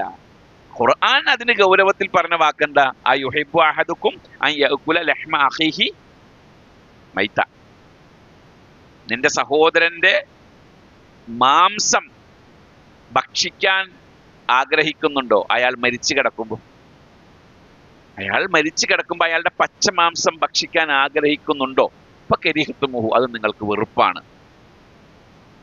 അപ്പൊ പച്ച മാംസം ഭക്ഷിക്കുന്നതിന് തുല്യമാണ് എന്നാണ് ആയത്ത് പറയുന്നത്. അതിന്റെ ശിക്ഷയെ പറ്റി കാണാൻ ലമ്മ ഉരിജ ബി മറർത്തു ബി ഖൗമിൻ ലഹും അദ്ഫാറും മിൻ നുഹാസ്, നബി സല്ലല്ലാഹു അലൈഹി വസല്ലം പറയുകയാണ്, ഇമാം അബൂദാവൂദ് റിപ്പോർട്ട് ചെയ്യുന്നുണ്ട്, മിഅ്റാജിന്റെ രാത്രിയിൽ ചെമ്പിന്റെ നഖമുള്ള ആളുകളെ ഞാൻ കണ്ടു. അവർ അവരുടെ ശരീരം കീറിയെടുക്കുകയാണ്. അവരാരാണെന്ന് ചോദിച്ചപ്പോൾ പറഞ്ഞത് അവര് ഗീബത്ത് പറഞ്ഞു നടന്ന ആളുകളാണ്. നമീമത്ത് എന്ന് പറഞ്ഞാല് പരസ്പരം തമ്മിലടിപ്പിക്കാൻ വേണ്ടി ഇവിടെ കണ്ടത് അവിടെ പറയാ, അവിടെ കണ്ടത് ഇവിടെ പറയാ, അത് നമീമത്ത്, ഏഷണി. ഇത് രണ്ടും ഖബർ ശിക്ഷയ്ക്ക് കാരണമാകുന്ന തിന്മയാണ് എന്ന് റസൂൽ സല്ലല്ലാഹു അലൈഹി വസല്ലം പറഞ്ഞു. അതുകൊണ്ട് തന്നെയാണ് നമ്മൾ മറ്റുള്ളവരുടെ കാര്യം സംസാരിക്കുമ്പോൾ, ഈ മയ്യത്തൊക്കെ കൊണ്ടുവന്ന് വെച്ച് കഴിയുമ്പോൾ പറയാറുണ്ട്, വാക്കാൽ എന്തെങ്കിലും ഉണ്ടായിട്ടുണ്ടെങ്കിൽ അയാൾക്ക് നിങ്ങൾ പൊരുത്തപ്പെട്ടു കൊടുക്കണം എന്നൊക്കെ പറയാറുണ്ട്. സത്യത്തിൽ അത് പറഞ്ഞോ പറയണ്ടെന്നല്ല, അത് പറയുന്നതിന് ഞാൻ എതിർക്കുന്നതല്ല. സത്യത്തിൽ അതിൻ്റെയൊക്കെ മുമ്പ് അവസരങ്ങളുണ്ടല്ലോ. ഒന്ന് പറയാതിരിക്കാനുള്ള അവസരമുണ്ട്, രണ്ട് പറഞ്ഞിട്ടുണ്ട് എങ്കിൽ അയാളിലൂടെ ക്ഷമ ചോദിക്കാനുള്ള അവസരമുണ്ട്. ഇത് രണ്ടും ഉണ്ടായിട്ട് ആ രണ്ടും ബാക്കി വെച്ചിട്ട് മയ്യത്തിന്റെ തലക്കൽ നിന്നുകൊണ്ട് പള്ളിയിലത്തെ ഇമാമോ അതല്ലെങ്കിൽ ബന്ധുക്കളോ പറയേണ്ടുന്ന ഒരു അവസ്ഥ, ആ അവസ്ഥ വരെ പിന്തിച്ചാൽ അത് നാളെ പരലോകത്ത് എന്തായിരിക്കില്ല. ഇത് ഇപ്പൊ എന്നെപ്പറ്റി ഒരാള് ഒരു ഗീബത്ത് പറഞ്ഞെന്ന് കൂട്ടിക്കോ, ഞാൻ അതിനെപ്പറ്റി അറിഞ്ഞില്ല, അല്ലെങ്കിൽ പിന്നീട് അറിഞ്ഞു, എൻ്റെ മനസ്സിൽ വിഷമം ഉണ്ടായി, അല്ലേ? ആ പറഞ്ഞ ആള് തന്നെ വന്നിട്ട് പറയാണ്, മൗലവി ഞാനിങ്ങനെ പറഞ്ഞു, നിങ്ങൾ ക്ഷമിക്കണം എന്ന് പറഞ്ഞ ആശ്വാസമായി. ഇതൊന്നും പറഞ്ഞിട്ടില്ല, അയാൾ മരിച്ചുപോയി, എന്നിട്ട് അയാൾക്ക് വേണ്ടി മറ്റൊരാൾ പറയണ പുറത്തു കൊടുക്കുക, അയാൾ മരിച്ചില്ലേ പുറത്തു കൊടുത്തേക്കാം. ഈ ഒരു മൈൻഡല്ലേ പലർക്കും ഉണ്ടാകും. അപ്പൊ ജീവിച്ചിരിക്കുന്ന കാലഘട്ടത്തിൽ തന്നെ അത്തരത്തിലുള്ള വല്ല വർത്തമാനങ്ങളും നടന്നിട്ടുണ്ട് എങ്കിൽ അത് മാപ്പാക്കുക. പ്രത്യേകിച്ച് ഈ ആരോപണം ഉന്നയിക്കുക എന്ന് പറഞ്ഞാൽ അഭിമാനത്തെ ബാധിക്കുന്ന തരത്തിൽ ഏറ്റവും വാല്യൂ ഉള്ളതാണ് ഒരാളുടെ അഭിമാനം. സമ്പത്ത് പോലെ, ജീവൻ പോലെ ഏറ്റവും വാല്യൂ ഉള്ള 3 കാര്യങ്ങളെയാണ് റസൂൽ സല്ലല്ലാഹു അലൈഹി വസല്ലമ ഖുതുബത്തുൽ വിദാഇൽ പറഞ്ഞത്, വിടവാങ്ങൽ പ്രസംഗത്തിൽ പറഞ്ഞത്. ഇന്ന ദിമാഅക്കും വ അംവാലക്കും വ അഅറാദക്കും ഹറാമുൻ അലൈക്കും എന്നാ പറഞ്ഞത്. നിങ്ങളുടെ രക്തം, നിങ്ങളുടെ സമ്പത്ത്, നിങ്ങളുടെ അഭിമാനം, ഇത് 3ഉം ഹറാമുൻ അലൈക്കും, നിങ്ങൾക്ക് ഹറാമാണ്, പവിത്രമാണ്. കഹുർമത്തി യൗമിക്കും ഹാദാ, ഈ ദിവസത്തിന്റെ പവിത്രത പോലെ. ഒരാളെ പറ്റിയും അയാളുടെ അഭിമാനത്തിന് ക്ഷതമുണ്ടാകുന്ന ഒരു വാക്ക് വീഴാൻ പാടില്ല. അങ്ങനെ വീണാൽ ഉള്ള പ്രശ്നം എന്താണെന്ന് വെച്ച് കഴിഞ്ഞാല് അതിലൂടെ ഇയാൾ നടത്തുന്ന പ്രാർത്ഥന റബ്ബിന്റെ മുമ്പിൽ സ്വീകരിക്കപ്പെടുന്നുള്ളതാണ്. ഒരാളുടെ അഭിമാനത്തിനെ ക്ഷതമേൽപ്പിക്കുന്ന ഒരു വർത്താനം ഉണ്ടായി. ആ വർത്തമാനം ഉണ്ടായി, അത് അയാൾ അറിഞ്ഞു. അയാൾ പറയാണ്, പടച്ചോനെ ഇതിന് നീ മറുപടി കൊടുക്കണേ അല്ല, അല്ലെങ്കിൽ നീ ഇതിന് അയാൾക്ക് അർഹമായത് കൊടുക്കണേ അല്ല എന്ന് അയാൾ പ്രാർത്ഥിച്ചാൽ മതി. ഇവിടെ ചില ആളുകൾ പറയും അത് മുസ്ലിമീങ്ങൾക്ക് മാത്രമാണ് ബാധകമാകുന്നത്. അല്ല, അമുസ്ലിമീങ്ങൾക്കും ബാധകമാകും. മുസ്ലിമീങ്ങളുടെ മാത്രം അഭിമാനമല്ല, അമുസ്ലിമിന്റെ അഭിമാനത്തിന്റെ നേരെയും എന്ത് ചെയ്യാൻ പാടില്ല, ഒരിക്കലും ആരും വിരൽ ഉയർത്താൻ പാടില്ല. ഗൗരവമുള്ള വിഷയം തന്നെയാണ്. പലിശയെ പറ്റി പറയുന്ന ഒരു ഹദീസിൽ കാണാൻ കഴിയുന്നുണ്ട്, പലിശയ്ക്ക് 73 കവാടങ്ങളുണ്ട്. അതിലെ ഏറ്റവും താഴത്തെ കവാടം, ഏറ്റവും ചെറിയ കവാടം ഉമ്മയുമായി ശാരീരിക ബന്ധത്തിൽ ഏർപ്പെടുന്നതിന് തുല്യമായ ശിക്ഷയാണ്, അല്ലെങ്കിൽ തിന്മയാണ്, ഏറ്റവും വെറുക്കപ്പെട്ട കാര്യമാണ്. അതിലെ ഏറ്റവും വലിയ കവാടം ഇഅ്റാദു റജുലിൽ മുസ്ലിമി, ഒരു മുസ്ലിമിന്റെ അഭിമാനം ക്ഷതപ്പെടുത്തലാണ് പലിശയുടെ ഏറ്റവും വലിയ കവാടം. ഇവിടെ 3 കാര്യങ്ങൾ ആ ഹദീസിൽ വന്നപ്പോ, ഒന്ന് പലിശയുടെ ഏറ്റവും ചെറിയ സ്വഭാവം, പലിശയുടെ ഏറ്റവും വലിയ സ്വഭാവം. 2 ഒരാളുടെ അഭിമാനത്തിന്റെ വാല്യൂ. അതുകൊണ്ട് നമ്മുടെ സംസാരങ്ങളൊക്കെ എപ്പോഴും നമ്മൾ സൂക്ഷിച്ചു വേണം. ഒരാളെയും വിഷമിപ്പിക്കുന്ന, പ്രയാസപ്പെടുത്തുന്ന വർത്തമാനങ്ങളോ പെരുമാറ്റങ്ങളോ പാടില്ല. റസൂൽ സല്ലല്ലാഹു അലൈഹി വസല്ലമയുടെ അരികിൽ അബൂദർ റളിയല്ലാഹു അൻഹുവിനെ കുറ്റക്കാരനാക്കി ബിലാൽ റളിയല്ലാഹു അൻഹു കൊണ്ടുവന്ന ഒരു രംഗമുണ്ട്. അബൂദർ ആരാ? ബിലാൽ ആരാ? ബിലാല് അടിമ, ഉമയ്യത്തിന്റെ അടിമയായിരുന്നു. ബിലാലിന് വീടും കൂടും ആരും ഇല്ലാത്ത ഒരു നാടോടി അടിമയായി വന്ന് പിന്നീട് റസൂലുള്ളാഹിയുടെ മുമ്പിൽ സ്വതന്ത്രനായി റസൂലുള്ളാഹിക്ക് കിട്ടിയ ആളാണ് ബിലാൽ. അപ്പൊ കുടുംബപരമ പശ്ചാത്തലം നോക്കിക്കഴിഞ്ഞാൽ ബിലാല് താഴെയാണ്. എന്നാൽ അബൂദർ ആരാണ്? അബൂദർ റളിയല്ലാഹു അൻഹു ഉയർന്ന കുടുംബക്കാരനാ, ഗിഫാർ ഗോത്രത്തിന്റെ ചുമതലയുള്ള ആളാണ്. റസൂൽ സല്ലല്ലാഹു അലൈഹി വസല്ലമയുടെ മുമ്പിൽ ജിബ്രീൽ അലൈഹിസ്സലാം അബൂദറിന് സലാം പറയണമെന്ന് പറഞ്ഞ സംഭവങ്ങളുണ്ട്. അത്രയധികം അംഗീകാരമുള്ള ഒരു വ്യക്തി. ബിലാൽ റളിയല്ലാഹു അൻഹുമായിട്ടുണ്ടായ വാഗ്വാദത്തിൽ ഒറ്റ വർത്താനം പറഞ്ഞത്, കർമ്പിയുടെ മോനെ എന്നാ വിളിച്ചത്. കർമ്പിയുടെ മോനെ. ബിലാൽ റളിയല്ലാഹു അൻഹു നബി സല്ലല്ലാഹു അലൈഹി വസല്ലമയുടെ മുമ്പിൽ വന്ന് പറഞ്ഞു, ഇങ്ങനൊരു സംഭവം ഉണ്ടായിരുന്നു. അബൂദർ റളിയല്ലാഹു അൻഹുവിനോട് നബി സല്ലല്ലാഹു അലൈഹി വസല്ലമ ചോദിച്ച ഒറ്റ ചോദ്യമാണ്, ഇന്നി റഅയ്തു ഫീക ഖിസ്മൽ ജാഹിലിയത്തി, ജാഹിലിയത്തിന്റെ ബാക്കി ശേഷിപ്പ് നിന്നിൽ കാണുന്നുണ്ടല്ലോ അബൂദർറെ എന്നാ പറഞ്ഞത്. അബൂദർ റളിയല്ലാഹു അൻഹു ഈ സംഭവം പറയുന്ന കൂട്ടത്തിൽ പറയാറുണ്ട്, അന്ന് ഭൂമി 2ആയി പിളർന്ന് എന്നെ അതിൽ താഴ്ത്തിക്കളഞ്ഞിരുന്നുവെങ്കിൽ ഞാൻ എത്ര നന്നായിരുന്നു എന്ന് അബൂദർ റളിയല്ലാഹു അൻഹു വിലപിക്കുന്നുണ്ട്. അപ്പൊ അതുകൊണ്ട് വാവിട്ട വാക്കിനെ സംബന്ധിച്ച് നമ്മൾ എപ്പോഴും ജാഗ്രത കാണിക്കണം എന്നുള്ളതാണ്. അത് നിസ്സാരമല്ല. ഏഷണിയും പരദൂഷണവും എന്താണ്, നരകത്തിലേക്കുള്ള ഖബറിൽ ശിക്ഷ കിട്ടുന്നതിനുള്ള കാരണമായിക്കൊണ്ടാണ് ആ ഹദീസ് പഠിപ്പിക്കുന്നത്. 5-മത്തേത്, നമുക്ക് അർഹതയില്ലാത്ത, നമുക്ക് അവകാശമില്ലാത്ത ഏതെങ്കിലും സമ്പത്ത് നമ്മുടെ കൈവശമുണ്ടായാൽ അത് ഖബർ ശിക്ഷയ്ക്ക് കാരണമാകും. സമ്പത്തിന്റെ കാര്യത്തിൽ എന്ന് പറയുമ്പോൾ ഏതൊരു സമ്പത്തും നമുക്ക് അവകാശപ്പെട്ടതാണോ അല്ലയോ എന്ന് നമ്മൾ എപ്പോഴും ഉറപ്പുവരുത്തേണ്ടതുണ്ട്. ഇവിടെ ഹദീസ് വായിക്കാം, അപ്പൊ വിശദീകരിക്കാം. ഇബ്നു ഉമർ റളിയല്ലാഹു അൻഹു റിപ്പോർട്ട് ചെയ്യുന്ന ഹദീസിൽ കാണാം, കാന അലാ ഫഖലി നബി സല്ലല്ലാഹു അലൈഹി വസല്ലം റജുലുൻ യുഖാലു ലഹു കിർകിറത്തു. നബി സല്ലല്ലാഹു അലൈഹി വസല്ലമയ്ക്ക് യാത്രാ സാമഗ്രികൾ ഒരുക്കി കൊടുക്കുന്ന ആളുകളുടെ കൂട്ടത്തിൽ കിർക്കിറത്ത് എന്ന പേരിൽ ഒരു ആളുണ്ടായിരുന്നു. അയാള് ഒരു ദിവസം മരണപ്പെട്ടു. ഫഖാല റസൂലുള്ളാഹി സ്വല്ലല്ലാഹു അലൈഹി വസല്ലം, റസൂൽ സല്ലല്ലാഹു അലൈഹി വസല്ലം പറഞ്ഞു, ഹുവ ഫിന്നാർ, അയാൾ നരകത്തിലാണ്. അപ്പൊ സഹാബികൾ അയാൾ നരകത്തിലാകാനുള്ള കാരണം എന്താണ് എന്ന് അന്വേഷിച്ചപ്പോൾ ഒരാളുടെ വസ്ത്രം അപഹരിച്ചെടുത്തത് അയാളുടെ കയ്യിലുണ്ടായിരുന്നു. അയാൾക്ക് അവകാശമില്ലാത്തൊരു വസ്ത്രം ഉണ്ടായിരുന്നു. അതാണ് അയാൾ എപ്പോഴും ഇട്ടുകൊണ്ട് വന്നിരുന്നത്. അതായിരുന്നു അതിന്റെ കാരണം. അപ്പൊ നമുക്ക് അർഹതയില്ലാത്തൊരു സംഭവം നമ്മുടെ കൈവശം ഉണ്ട് എങ്കിൽ അത് നമ്മുടെ കയ്യിൽ ഇരിക്കുന്ന കാലത്തോളം ഖബർ ശിക്ഷയ്ക്ക് അത് കാരണമായിരിക്കും എന്നുള്ളതാണ്. മറ്റൊരു റിപ്പോർട്ടിൽ കാണാൻ കഴിയുന്ന അബൂ ഹുറൈറ റളിയല്ലാഹു അൻഹു റിപ്പോർട്ട് ചെയ്യുന്ന ഹദീസിൽ കാണാം, ഇഫ്തതഹ്നൽ ഖൈബർ യുദ്ധം കഴിഞ്ഞ് വിജയിച്ചു. ഖൈബർ യുദ്ധം വലിയൊരു സംഭവം ആണ്. ഖൈബർ യുദ്ധം വലം നഗ്നം ദഹബം വലാ ഫിദ്ദതൻ, സ്വർണവും വെള്ളിയൊന്നും ഞങ്ങൾക്ക് ഗനീമത്തായി ലഭിച്ചില്ല. ഗനീമത്ത് എന്ന് പറയുമ്പോൾ യുദ്ധാനന്തരം കിട്ടുന്ന മുതലാണ്. യുദ്ധം ചെയ്ത് കഴിയുമ്പോൾ ഉണ്ടാകുന്ന മുതലാണ് ഗനീമത്ത് സ്വത്ത്. അത് എന്തുമാകാം, എന്തു സ്വത്തുമാകാം ഗനീമത്തായി കിട്ടുന്നത്. കന്നുകാലികളാകാം, സ്വർണവും വെള്ളിയുമാകാം, കറൻസികളാകാം, അതുപോലെ അടിമകളാകാം, ഭൂമിയാകാം, വീടാകാം, ബിൽഡിങ്ങുകളാകാം, എല്ലാം ആകാം. യുദ്ധാനന്തര മുതലെന്ന് പറഞ്ഞാൽ ഏത് പ്രോപ്പർട്ടിയും അതിൽ പെടും. അതാണ് ഗനീമത്ത് എന്ന് പറയുന്നത്. അദ്ദേഹം പറയുകയാണ്, അബൂ ഹുറൈറ പറയാണ്, ഞങ്ങൾക്ക് സ്വർണവും വെള്ളിയും ഗനീമത്തായി ലഭിച്ചില്ല.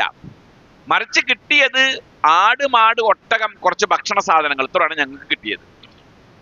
അങ്ങനെ നബി സല്ലല്ലാഹു അലൈഹി വസല്ലം ഞങ്ങളോടൊപ്പം തന്നെ വാദി ഖുറയിലേക്ക് പോവുകയാണ്. യുദ്ധം കഴിഞ്ഞ് പോവുകയാണ്. യുദ്ധം കഴിഞ്ഞാൽ നബി സല്ലല്ലാഹു അലൈഹി വസല്ലം 3 ദിവസം അവിടെ താമസിക്കും. ഏത് യുദ്ധം കഴിഞ്ഞാലും ആ യുദ്ധത്തിന് ശേഷം റസൂലുള്ളാഹി 3 ദിവസം അവിടെ താമസിക്കും. അത് ഒരു പൊതുവായ സ്വഭാവമായിരുന്നു. അങ്ങനെ വാദി ഖുറയിലേക്ക് പോകുമ്പോൾ നബി സല്ലല്ലാഹു അലൈഹി വസല്ലമയ്ക്ക് മിദ്അം എന്ന് പറയുന്ന ഒരു അടിമ റസൂലുള്ളാഹിയുടെ കൂടെ ഉണ്ടായിരുന്നു. ആ മിദ്അമിനെ നബി സല്ലല്ലാഹു അലൈഹി വസല്ലമയ്ക്ക് ബനുൽ ളുബാബ് ഗോത്രത്തിൽപ്പെട്ട ഒരാളാണ് നബി സല്ലല്ലാഹു അലൈഹി വസല്ലമയ്ക്ക് ഹദിയായിട്ട് കൊടുത്തത്, മിദ്അമിനെ. അങ്ങനെ മിദ്അം റസൂലുള്ളാഹിയുടെ വേലക്കാരനായിട്ടുണ്ട്. അദ്ദേഹം റസൂലുള്ളാഹിക്ക് വാഹനങ്ങൾ, സാധനങ്ങളൊക്കെ ഒരുക്കി കൊടുക്കുമായിരുന്നു. അങ്ങനെ വാഹനത്തിൽ നിന്ന് ഇറങ്ങുന്ന സമയത്ത് അദ്ദേഹത്തിന്റെ കയ്യിലുണ്ടായിരുന്ന ഒരു അമ്പ് ശരീരത്തിൽ അറിയാതെ കേറി അങ്ങനെ മിദ്അം അവിടെ വെച്ച് മരണപ്പെട്ടു. ഇത് ജാഅഹു സഹമുൻ, അങ്ങനെ മരണപ്പെട്ടപ്പോൾ ഫഖാലൻ നാസു, ജനങ്ങൾ പറഞ്ഞു, ഹനീഅൻ ലഹു അശ്ശഹാദ, എത്ര നല്ല മരണമാണ്, അയാൾ ഷഹീദായില്ലേ എന്ന് പറഞ്ഞു. നമ്മുടെ ആളുകൾ അങ്ങനെ സർട്ടിഫിക്കറ്റ് കൊടുക്കാറുണ്ട്. ആളുകൾ മരിച്ചത് നല്ല മരണമാണ്, കെട്ട മരണമാണെന്നൊക്കെ പല ആൾക്കാരും പറയുന്നത്. നല്ല മരണവും മോശം മരണവും ഏതാണ് എന്ന് വിധി എഴുതാൻ നമുക്ക് അർഹതയില്ല. അത് പറയാൻ പറ്റൂല. സോഷ്യൽ മീഡിയയിലൊക്കെ ഇപ്പൊ ഏതോ ഒരാളുടെ ഒരു ഫോട്ടോ എടുത്തിട്ട് പറഞ്ഞു ചിരിച്ചോണ്ട് മരിച്ചു എന്ന് പറഞ്ഞോണ്ട്. ചിരിച്ചോണ്ട് മരിക്കുമ്പോ ചിരിക്കാൻ പറ്റൂല. അത് ഒരു പൊതുവായ അറിവാണ്, അല്ലേ? ആരാണെങ്കിലും മരിക്കുമ്പോ ചിരിക്കാൻ കഴിയില്ല അയാൾക്ക്. അത് എന്ത് തന്നെയാണെങ്കിലും. അതിന്റെ കാരണം എന്താണെന്ന് വെച്ചാല്, ഒന്നാമത്തെ കാരണം നമ്മുടെ കണ്ണിൽ നിന്നുള്ള ഒരു മൂടി അല്ലാഹു തആല ആ സമയത്ത് നീക്കും. നമ്മുടെ റൂഹ പിരിയണ സമയത്ത് നമ്മുടെ കണ്ണിൽ അല്ലാഹു തആല ഒരു മൂടി ഇട്ടിട്ടുണ്ട്. ആ മൂടി ഉള്ളത് കൊണ്ടാണ് നമുക്ക് പലതും കാണാൻ പറ്റാത്തത്. ആ മൂടി അങ്ങനെ മാറിക്കഴിഞ്ഞാൽ പിന്നെ ഇവിടെ ജീവിക്കാൻ പറ്റില്ല. നമ്മുടെ മൈൻഡ് മൊത്തം പോകും. അത് മാറിയിട്ടുള്ള ചില രോഗങ്ങൾ തന്നെയുണ്ട്. ഇപ്പോ കണ്ണിന്റെ കാഴ്ചയുടെ മൂടി മാറിക്കൊണ്ടുള്ള രോഗം തന്നെ ഉണ്ട്. അതെന്തോ ആകട്ടെ. അപ്പോ ഖുർആനിൽ അല്ലാഹു തആല പറയുന്നുണ്ട്, വകുന്തും ഫീ ഗഫലത്തിൻ അൻ ഹാദാ, ഓർമ്മയുണ്ടോ? ഫകശഫ്നാ അൻക ഗിതാഅക ഫബസറുകൽ യൗം ഹദീദ്. അല്ലാഹു പറയുന്നുണ്ട്, ഫകശഫ്നാ അൻക ഗിതാഅക, നിന്റെ കണ്ണിന്റെ മൂടിയെ നാം എടുത്തു മാറ്റും. ആ സമയത്ത് ഫബസറുകൽ യൗം, അന്നത്തെ നിന്റെ കണ്ണിന്റെ കാഴ്ച ഹദീദ്, ഇരുമ്പിന്റെ മൂർച്ചയായിരിക്കും കണ്ണിന്റെ കാഴ്ചക്ക്. എന്ന് പറഞ്ഞാൽ നമ്മൾ കാണാത്ത ഒരു ലോകത്തേക്കായിരിക്കും നമ്മൾ കാണുന്നത്, ആ മിഴി തുറക്കുന്നത്. നമുക്കുള്ള മലക്കുകൾ, നമ്മളെ സ്വീകരിക്കാനുള്ള, കൊണ്ടുപോകാനുള്ള മലക്കുകൾ, ആ മലക്കുകളെയൊക്കെ എല്ലാത്തിനെയും നമ്മൾ ആ സമയത്ത് കാണും. അപ്പൊ ചിരിച്ചോണ്ടിരിക്കുക, മരിച്ചപ്പോ ചിരിച്ചു എന്നും പറഞ്ഞോണ്ട് ഫോട്ടോ ഇങ്ങനെ കൊടുക്കുക. മരിക്കുമ്പോൾ ചിരിക്കാൻ യോഗ്യത ഉണ്ടായിരുന്നെങ്കിൽ അത് റസൂലുള്ളാഹിക്കായിരുന്നു, അല്ലേ? റസൂലുള്ള പോലും മരിക്കുമ്പോ എന്താ പറഞ്ഞത്? ആ സക്കറാത്ത്, മരണത്തിന് വല്ലാത്ത വേദന ഉണ്ടെന്നാ പറഞ്ഞത്. മരിക്കുമ്പോ വേദന ഉണ്ടാവും, റസൂലുള്ളാഹിക്കുണ്ട്. അപ്പൊ ചിരിച്ചോണ്ട് മരിക്കുക എന്നൊക്കെ പറഞ്ഞാൽ അതൊരു തെറ്റായ ധാരണയാണ്. അതുപോലെ ചില മരണങ്ങളെ നമ്മൾ നന്നാക്കി വിടുക. കണ്ടില്ലേ ആ മുഖം, കണ്ടില്ലേ മുഖത്തിന്റെ ചൈതന്യം, കണ്ടില്ലേ അത്, കണ്ടില്ലേ ഇത്, കണ്ടില്ലേ? നല്ല മരണത്തിന് 6 ലക്ഷണങ്ങൾ ഹദീസുകളിൽ വന്നിട്ടുണ്ട്. അത് നമുക്ക് വിശദീകരിക്കാം. അപ്പൊ അതിനെ പറ്റുന്ന നമ്മുടെ ഈ വിഷയത്തിൽ നിന്ന് നമ്മൾ മുറിഞ്ഞു പോകും. നല്ല മരണത്തിന്റെ ലക്ഷണങ്ങൾ 6 ലക്ഷണങ്ങൾ ഹദീസുകളിൽ വന്നിട്ടുണ്ട്. ആ ലക്ഷണങ്ങൾ നമുക്ക് എന്ത് ചെയ്യാം? ആ ലക്ഷണത്തോടു കൂടെയാണ് മരണപ്പെട്ടത് എന്ന് പറയാൻ കഴിയും. ഇത്രയേ ഉള്ളൂ. അതെന്തുമാകട്ടെ, ഈ ഒരാൾക്ക് അങ്ങനെ നല്ല മരണത്തിന്റെയും കെട്ട മരണത്തിന്റെയും സർട്ടിഫിക്കറ്റ് കൊടുക്കാൻ നമ്മൾ അർഹതയില്ല. ഇപ്പോ റോട്ടുമ്മ ഒരാള് ഇറങ്ങി ഭാര്യനോടും മക്കളോടൊക്കെ മുമ്പിൽ വെച്ചിട്ട് അയാൾ റോട്ടുമ്മ വണ്ടി ഇടിച്ചുകൊണ്ട് മരിച്ചു. വല്ലാത്തൊരു ദുർമരണമായി പോയിട്ടോന്ന് പറയും, അല്ലേ? അങ്ങനെ പറഞ്ഞാൽ അത് പറയാനുള്ള അർഹതയില്ല നമുക്ക്. മരണം നല്ലതാകുക മോശമാകുക എന്നുള്ളത് ഇത്തരം കാരണങ്ങൾ കൊണ്ടല്ല. എന്തായാലും ഇയാളെപ്പറ്റി നല്ല മരണമാണ്, ഷഹീദിന്റെ കൂലി കിട്ടിയില്ലേ എന്ന് സഹാബികൾ പറഞ്ഞു. ഫഖാല റസൂലുള്ളാഹി സ്വല്ലല്ലാഹു അലൈഹി വസല്ലം, റസൂൽ സ്വല്ലല്ലാഹു അലൈഹി വസല്ലം പറഞ്ഞു, ബലാ വല്ലദീ നഫ്സി ബിയദി, ഏതൊരു റബ്ബിന്റെ കയ്യിലാണോ എന്റെ ആത്മാവ്, ആ റബ്ബിനെ സാക്ഷി നിർത്തി ഞാൻ പറയട്ടെ, ഇന്ന ശംലത്തല്ലത്തി അസാബഹ യൗമ ഖൈബർ മിനൽ മഗാനിമി ലം തുസിബ്ഹൽ മഖാസിം ലതസ്തഇല്ലു അലൈഹി നാറാ. ഖൈബർ യുദ്ധത്തിൽ ഗനീമത്ത് സ്വത്തുക്കൾ ഓഹരി ചെയ്യുന്നതിന് മുമ്പായി കൊണ്ട് അയാൾ കൈവശം വെച്ച ഒരു മേലങ്കി അയാളുടെ കയ്യിലുണ്ട്. പിന്നെ എങ്ങനെ അയാള് നന്നായി മരിച്ചു എന്ന് പറഞ്ഞത്? അത് നരകത്തിലാണ്. ഇപ്പോൾ അതിന്റെ നരകത്തിൽ നിന്നുള്ള ചൂട് അതുമൂലം അയാൾ അനുഭവിച്ചു കൊണ്ടിരിക്കുകയാണ് എന്ന് നബി സല്ലല്ലാഹു അലൈഹി വസല്ലം പറഞ്ഞു. അത് പറഞ്ഞ സമയത്ത്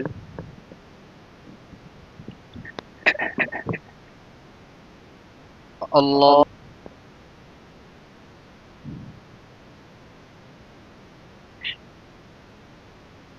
അപ്പൊ അത് റസൂൽ സല്ലല്ലാഹു അലൈഹി വസല്ലം പറഞ്ഞ സമയത്ത് ഫജാഅ റജുലുൻ ഹീന സമിഅ ദാലിക മിനൻ നബി, ഈ വർത്താനം റസൂലിൽ നിന്ന് കേട്ട സമയത്ത് ഒരാൾ വന്നു. അയാളുടെ കയ്യിൽ ബിശ്റാക്കൈനി, ഈ ചെരുപ്പിന്റെ 2 വാറുണ്ടായിരുന്നു. നമ്മുടെ ഹവായി ചെരുപ്പിന്റെ വാറല്ല കേട്ടോ അത്, അതുപോലെ നമ്മൾ കണക്കാക്കണ്ട. അതായത് ഈ മുട്ടുവരെയും കയറി കിടക്കുന്ന ഒരു തരം ചെരുപ്പുണ്ട്. അത് കെട്ടാൻ ഉപയോഗിക്കുന്ന ഒരു പ്രത്യേക തരം വള്ളിയും ഒരു വാറുണ്ട്. അതാണ് അതുകൊണ്ട് ഉദ്ദേശിക്കുന്നത്.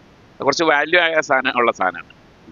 അപ്പോൾ അങ്ങനത്തെ 2 ചെരുപ്പിനുള്ള വാറ് കയ്യിലുണ്ട്.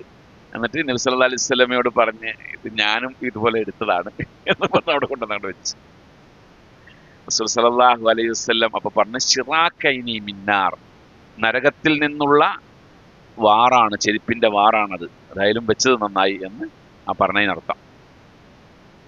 അത്രത്തോളം എന്താണ്, മറ്റൊരാളുടെ, അവർ യുദ്ധത്തിൽ പങ്കെടുത്തതാണ്, യുദ്ധത്തിൽ നിന്ന് കിട്ടിയതാണ്. പക്ഷെ ഓഹരി ചെയ്യുന്നതിന് മുമ്പ് എടുത്തു. ഓഹരി ചെയ്ത കൂട്ടത്തിലാണ് അത് കയ്യിൽ കിട്ടിയെങ്കിൽ അത് കുറ്റമല്ല. അപ്പൊ അത് അർഹതയില്ലാത്തതാണ്. അപ്പൊ അത്ര കണ്ടു പോലും നമുക്ക് അർഹതയില്ലാത്തതിന്റെ വിഷയത്തിൽ ഗൗരവമുണ്ട് എന്ന് പറയുമ്പോ, ഇന്ന് നമ്മുടെ ആളുകളിൽ പല ആളുകളും പല കാര്യങ്ങളും അർഹതയില്ലാത്തത് കൈവശം വെച്ച് അനുഭവിക്കുന്നവരുണ്ട്. പല സമ്പത്തും വളരെ ഗൗരവത്തിൽ ശ്രദ്ധിക്കേണ്ട വിഷയങ്ങളാണ് അത്തരം കാര്യങ്ങളൊക്കെ. എന്തുമാകട്ടെ, അല്ലാഹു തആല കാത്ത് രക്ഷിക്കുമാറാകട്ടെ. 6-മത്തെ, അതും കൂടെ നമുക്ക് വായിച്ച് അവസാനിപ്പിക്കാം. 6-മത്തേത്, ഖബർ ശിക്ഷയ്ക്ക് കാരണമാകുന്ന തിന്മകളിൽ 6-മത്തേത്, കടം വാങ്ങിയ സമ്പത്ത് കയ്യിലുണ്ട് എങ്കിൽ, അല്ലെങ്കിൽ കടക്കാരനായി മരണപ്പെട്ടു കഴിഞ്ഞാൽ അത് ഖബർ ശിക്ഷയ്ക്ക് കാരണമാകും. വലിയ വിഷയമാണ് കടം. റസൂൽ സല്ലല്ലാഹു അലൈഹി വസല്ലമയുടെ നമസ്കാരത്തിന്റെ അവസാനത്തെ പ്രാർത്ഥനകളിൽ, അത്തഹിയാത്തിലുള്ള പ്രാർത്ഥനകളിൽ, സലാത്തിന് ശേഷം നടത്തുന്ന 10 പ്രാർത്ഥനകൾ ഹദീസുകൾ വന്നിട്ടുണ്ട്. ആ 10 പ്രാർത്ഥനകളിലെ മിക്ക പ്രാർത്ഥനകളിലും കാണാം, അല്ലാഹുമ്മ ഇന്നി അഊദു ബിക മിനൽ മഅ്സമി വൽ മഗ്റം, അല്ലാഹുവേ തിന്മകളിൽ നിന്നും പാപങ്ങളിൽ നിന്നും കടബാധ്യതകളിൽ നിന്നും ഞാൻ നിന്നോട് കാവൽ തേടുന്നു. വലിയ കാര്യമാണത്, കടബാധ്യത. കാരണം എന്താണെന്ന് വെച്ച് കഴിഞ്ഞാല് ബാക്കി ഏത് വിഷയവും നമ്മുടെ ശരീരത്തിൽ നിന്ന് പോകും. എങ്ങനെ നമുക്ക് ഒഴിവാക്കാൻ പറ്റും? ഈ പറഞ്ഞ പോലെ വാക്കാലുള്ള വല്ല ബാധ്യതയാണെങ്കിലും നിങ്ങൾ അങ്ങോട്ട് മനസ്സറിഞ്ഞ് പൊരുത്തപ്പെട്ടാൽ തീരാവുന്ന കാര്യമേ ഉള്ളൂ. അതുപോലെ തന്നെ പരലോകത്ത് വിചാരണയ്ക്ക് എടുക്കുമ്പോൾ ചിലപ്പോൾ ഞാൻ നിങ്ങളെപ്പറ്റി പറഞ്ഞതുപോലെ നിങ്ങൾ എന്നെ പറ്റിയും പറഞ്ഞിട്ടുണ്ടാവും. പിന്നെ അള്ളാഹു തആല നീതിക്ക് വേണ്ടി എന്ത് ചെയ്യും? അത് വിചാരണ ചെയ്യുമ്പോൾ രണ്ടും അഫ്വ് ചെയ്തു കൊടുക്കുന്ന സ്വഭാവങ്ങളൊക്കെ ഉണ്ട്. അപ്പൊ അതുകൊണ്ട് അത്തരം വിഷയങ്ങളൊക്കെ അഫ്വായി പോകും. പക്ഷേ എങ്ങനെ കണക്ക് കൂട്ടിയാലും അഫ്വാകാതെ കിടക്കുന്ന കാര്യമാണ് ബാധ്യത, സാമ്പത്തിക ബാധ്യത. എനിക്കും നിങ്ങൾക്കൊക്കെ ബാധ്യത ഉള്ള ആൾക്കാരായിരിക്കും. അല്ലാഹു തആല അതൊക്കെ എത്രയും പെട്ടെന്ന് വീടാനുള്ള തൗഫീഖ് തന്ന് അനുഗ്രഹിക്കട്ടെ. നഫ്സുൽ മുഅ്മിനി മുഅല്ലഖത്തുൻ ബിദൈനിഹി ഹത്താ യുഖ്ള അൻഹു. മുഅ്മിനിന്റെ ആത്മാവ് അവന്റെ കടവുമായി ബന്ധപ്പെട്ട് കിടക്കുകയാണ്. സത്യവിശ്വാസിയുടെ ആത്മാവ് കടമായി ബന്ധപ്പെട്ട് കിടക്കുകയാണ്. അത് എപ്പോൾ അവസാനിക്കുന്നു അപ്പോൾ എന്ത് ചെയ്യും? ഈ ആത്മാവ് ആ ബാധ്യതയിൽ നിന്നും ഒഴിവാകുന്നതാണ്. ഇപ്പോ സഅദ് ബിൻ അത്വൽ റളിയല്ലാഹു അൻഹു റിപ്പോർട്ട് ചെയ്യാണ് ഒരു സംഭവം കാണാം. അന്ന അഖാഹു മാത. ഈ സഅദ് ബിൻ അത്വലിന്റെ സഹോദരൻ മരണപ്പെട്ടു. വതറക 300 ദിർഹമിൻ. 300 ദിർഹം അദ്ദേഹത്തിന്റെ കയ്യിലുണ്ടായിരുന്നു മരണപ്പെടുന്ന സമയത്ത്. വതറക ഇയാലൻ. ഭാര്യയും മക്കളും കുടുംബങ്ങളൊക്കെ ഉണ്ട് അദ്ദേഹത്തിന്. ഫഅറദ്തു അൻ ഉൻഫിഖഹ അലാ ഇയാലിഹി. സഅദ് ബിൻ അത്വൽ പറയുകയാണ്, സഹോദരന്റെ കയ്യിലുള്ള ആ 300 ദിർഹംസ് ഞാന് മക്കൾക്ക് വീതം വെക്കാൻ വേണ്ടി തീരുമാനിച്ചു. ഫഖാല നബിയു സല്ലല്ലാഹു അലൈഹി വസല്ലം. അപ്പോൾ നബി സല്ലല്ലാഹു അലൈഹി വസല്ലം പറഞ്ഞു, ഇന്ന അഖാക മുഹ്തബസുൻ ബിദൈനിഹി ഫഖദി അൻഹു. നിന്റെ മരണപ്പെട്ട സഹോദരന് കടബാധ്യതയുണ്ട്, അത് പോയി ആദ്യം വീട് എന്ന് പറഞ്ഞു. അങ്ങനെ അദ്ദേഹം എന്ത് ചെയ്തു? ആ പൈസ കൊണ്ട് കടം വിട്ടാൻ വേണ്ടി പോയി. നബി സല്ലല്ലാഹു അലൈഹി വസല്ലമയുടെ അടുത്ത് വന്നിട്ട് പറഞ്ഞു, അദ്ദൈതു അൻഹു ഇല്ലാ ദീനാറൈനി. 2 ദീനാർ കടമൊഴിച്ച് ബാക്കി എല്ലാ കടവും ഞാൻ വീട്ടി. ആ 2 ദീനാറിന്റെ പ്രശ്നം എന്താ? ഇദ്ദഅത്തുഹുമാ ഇംറഅത്തുൻ വലൈസ ലഹാ ബയ്യിനത്തുൻ. ഒരു പെണ്ണ് പറയാണ് ഓക്ക് 2 ദീനാർ കൊടുക്കാനുണ്ട്, പക്ഷെ ഓളുടെ തെളിവൊന്നുമില്ല, രേഖയില്ല. അതുകൊണ്ട് ഞാൻ ആ പൈസ കൊടുത്തിട്ടില്ല, അത് ഞാൻ കൊണ്ടുവന്നു എന്ന് പറഞ്ഞു. നബി സല്ലല്ലാഹു അലൈഹി വസല്ലം പറഞ്ഞു, ഫഅഅതിഹാ ഫഇന്നഹാ മുഹിഖത്തുൻ. അത് കൊടുത്തേക്ക്. അവൾ വാദിച്ചല്ലോ കിട്ടാനുണ്ടെന്ന്, അപ്പോൾ അവൾ അതിന് അർഹതയുള്ള ആളാണ്, കൊടുത്തേക്ക്. പിന്നെ ഇല്ലെങ്കിൽ ഓളും പഠിച്ചോളും തമ്മിൽ തീർത്തുള്ളത്. കണ്ടാ? നബി സല്ലല്ലാഹു അലൈഹി വസല്ലമയുടെ മുമ്പിൽ ഒരു മയ്യിത്ത് കൊണ്ടുവന്നാൽ റസൂലുള്ള ആ മയ്യത്തിന് കടമുണ്ട് എങ്കിൽ മയ്യത്ത് നിസ്കരിക്കില്ല, മാറും. മയ്യത്തിന്റെ കടം ആരെങ്കിലും ഏറ്റെടുത്താൽ അയാൾക്ക് വേണ്ടി നിസ്കരിക്കും. ഇപ്പോ ജാബിർ ബിൻ അബ്ദുല്ലാ റളിയല്ലാഹു അൻഹു പറയുകയാണ്, തൂഫിയ റജുലുൻ. ഒരാൾ മരണപ്പെട്ടു. ഞങ്ങൾ ആ മയ്യത്ത് കുളിപ്പിച്ചു, കഫൻ ചെയ്തു, അതിൽ സുഗന്ധമൊക്കെ പുരട്ടി. അങ്ങനെ നബിയുടെ മുമ്പിൽ നബി മയ്യത്ത് നിസ്കരിക്കാൻ കണക്കാക്കി. റസൂൽ നിൽപ്പുണ്ട്, റസൂലുള്ളാഹിയുടെ മുമ്പിൽ കൊണ്ടുവന്ന് വെച്ചു. നബി സല്ലല്ലാഹു അലൈഹി വസല്ലം അവരോട് പറഞ്ഞു, നിസ്കരിക്കാൻ വേണ്ടി വന്നപ്പോ പറഞ്ഞു, ആ അലൈഹി ദൈനുൻ, ഇയാൾക്ക് കടമുണ്ടോ എന്ന് ചോദിച്ചു. അപ്പൊ ആരോ പറഞ്ഞു, ദീനാറാനി, 2 ദീനാറ് കടമുണ്ടെന്ന് പറഞ്ഞു. 2 ദീനാറ്. ഫൻസറഫ. റസൂൽ തിരിഞ്ഞുപോയി, നിസ്കരിക്കാൻ നിന്നില്ല, തിരിഞ്ഞുപോയി. ആ സമയത്ത് അബൂ ഖത്താദ റളിയല്ലാഹു അൻഹു പറഞ്ഞു, യാ റസൂലല്ലാഹ്, ആ 2 ദീനാറ് ഞാൻ ഏറ്റെടുത്തിരിക്കുന്നു എന്ന് പറഞ്ഞു.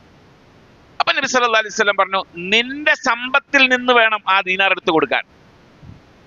ഏറ്റെടുത്തല്ലേ, സ്വന്തം സമ്പത്തിൽ നിന്ന് എടുത്തു കൊടുക്കണം. അബൂ ഖത്താദ സമ്മതിച്ചു. റസൂൽ സല്ലല്ലാഹു അലൈഹി വസല്ലം മയ്യത്ത് നിസ്കരിച്ചു. അങ്ങനെ പിറ്റേ ദിവസം, ഇന്ന് മരിച്ചു, നാളെ പിറ്റേ ദിവസം അബൂ ഖത്താദയെ കണ്ടപ്പോൾ നബി സല്ലല്ലാഹു അലൈഹി വസല്ലം ചോദിച്ചു, മാ ഫഅല ദീനാറാനി, ആ 2 ദീനാർ എന്ത് ചെയ്ത്? കൊടുത്തോ?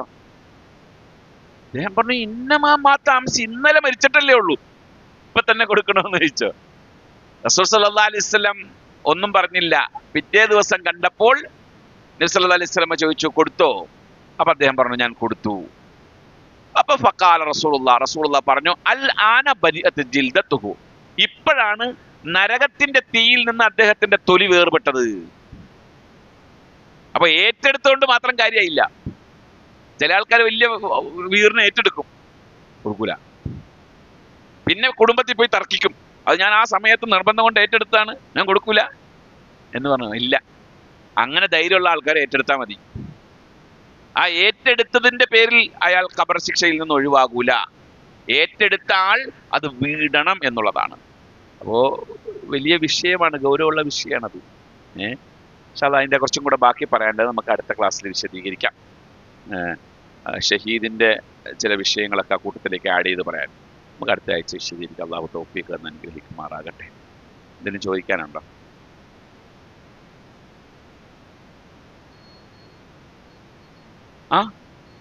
അയാൾക്ക് കടമുണ്ട് എങ്കിൽ ആ കടം അയാൾ മരണപ്പെട്ടാൽ അയാളുടെ സമ്പത്തിൽ നിന്ന് കടം വീട്ടിയതിന് ശേഷം വേണം അനന്തരാവകാശികൾക്ക് ഓഹരി കൊടുക്കാൻ.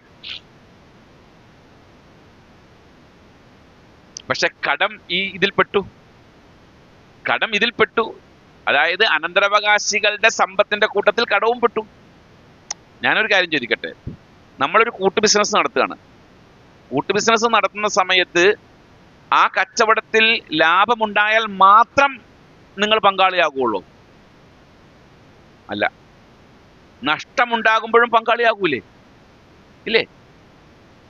അപ്പോൾ ഇത് തന്നെ, കടത്തോടു കൂടെ ഒരാൾ മരണപ്പെട്ടാൽ ആ കടവും അനന്തരാവകാശത്തിന്റെ പരിധിയിലാണ് പെടുന്നത്. അതുകൊണ്ട് തന്നെയാണ് ആ സ്വത്തിൽ നിന്നിട്ട് കടം വീട്ടിയിട്ട് ബാക്കി സ്വത്ത് ഓഹരി ചെയ്യാൻ പറ്റുള്ളൂ എന്ന് പറഞ്ഞത്. ക്ലാസ് അവസാനിപ്പിക്കാം. കോൺസ്റ്റാന്റിനോപ്പിളിന്റെ ഇസ്തംബുൾ തുർക്കിയുടെ തലസ്ഥാനം. അല്ലാഹു സുബ്ഹാനഹു വ തആല ഹൈറായ ജീവിതം നയിക്കാനും ഖബർ ശിക്ഷയെ തൊട്ട് കാവൽ തന്നു നമ്മെ അനുഗ്രഹിക്കുമാറാകട്ടെ. റബ്ബനാ ആതിനാ ഫിദ്ദുനിയാ ഹസനത്തൻ വഫിൽ ആഖിറതി ഹസനത്തൻ വഖിനാ അദാബന്നാർ. സുബ്ഹാനല്ലാഹി വബിഹംദിഹി സുബ്ഹാനകല്ലാഹുമ്മ വബിഹംദിക അശ്ഹദു അൻ ലാ ഇലാഹ ഇല്ലാ അൻത അസ്തഗ്ഫിറുക വഅതൂബു ഇലൈക്. അസ്സലാമു അലൈക്കും വറഹ്മത്തുള്ളാഹി.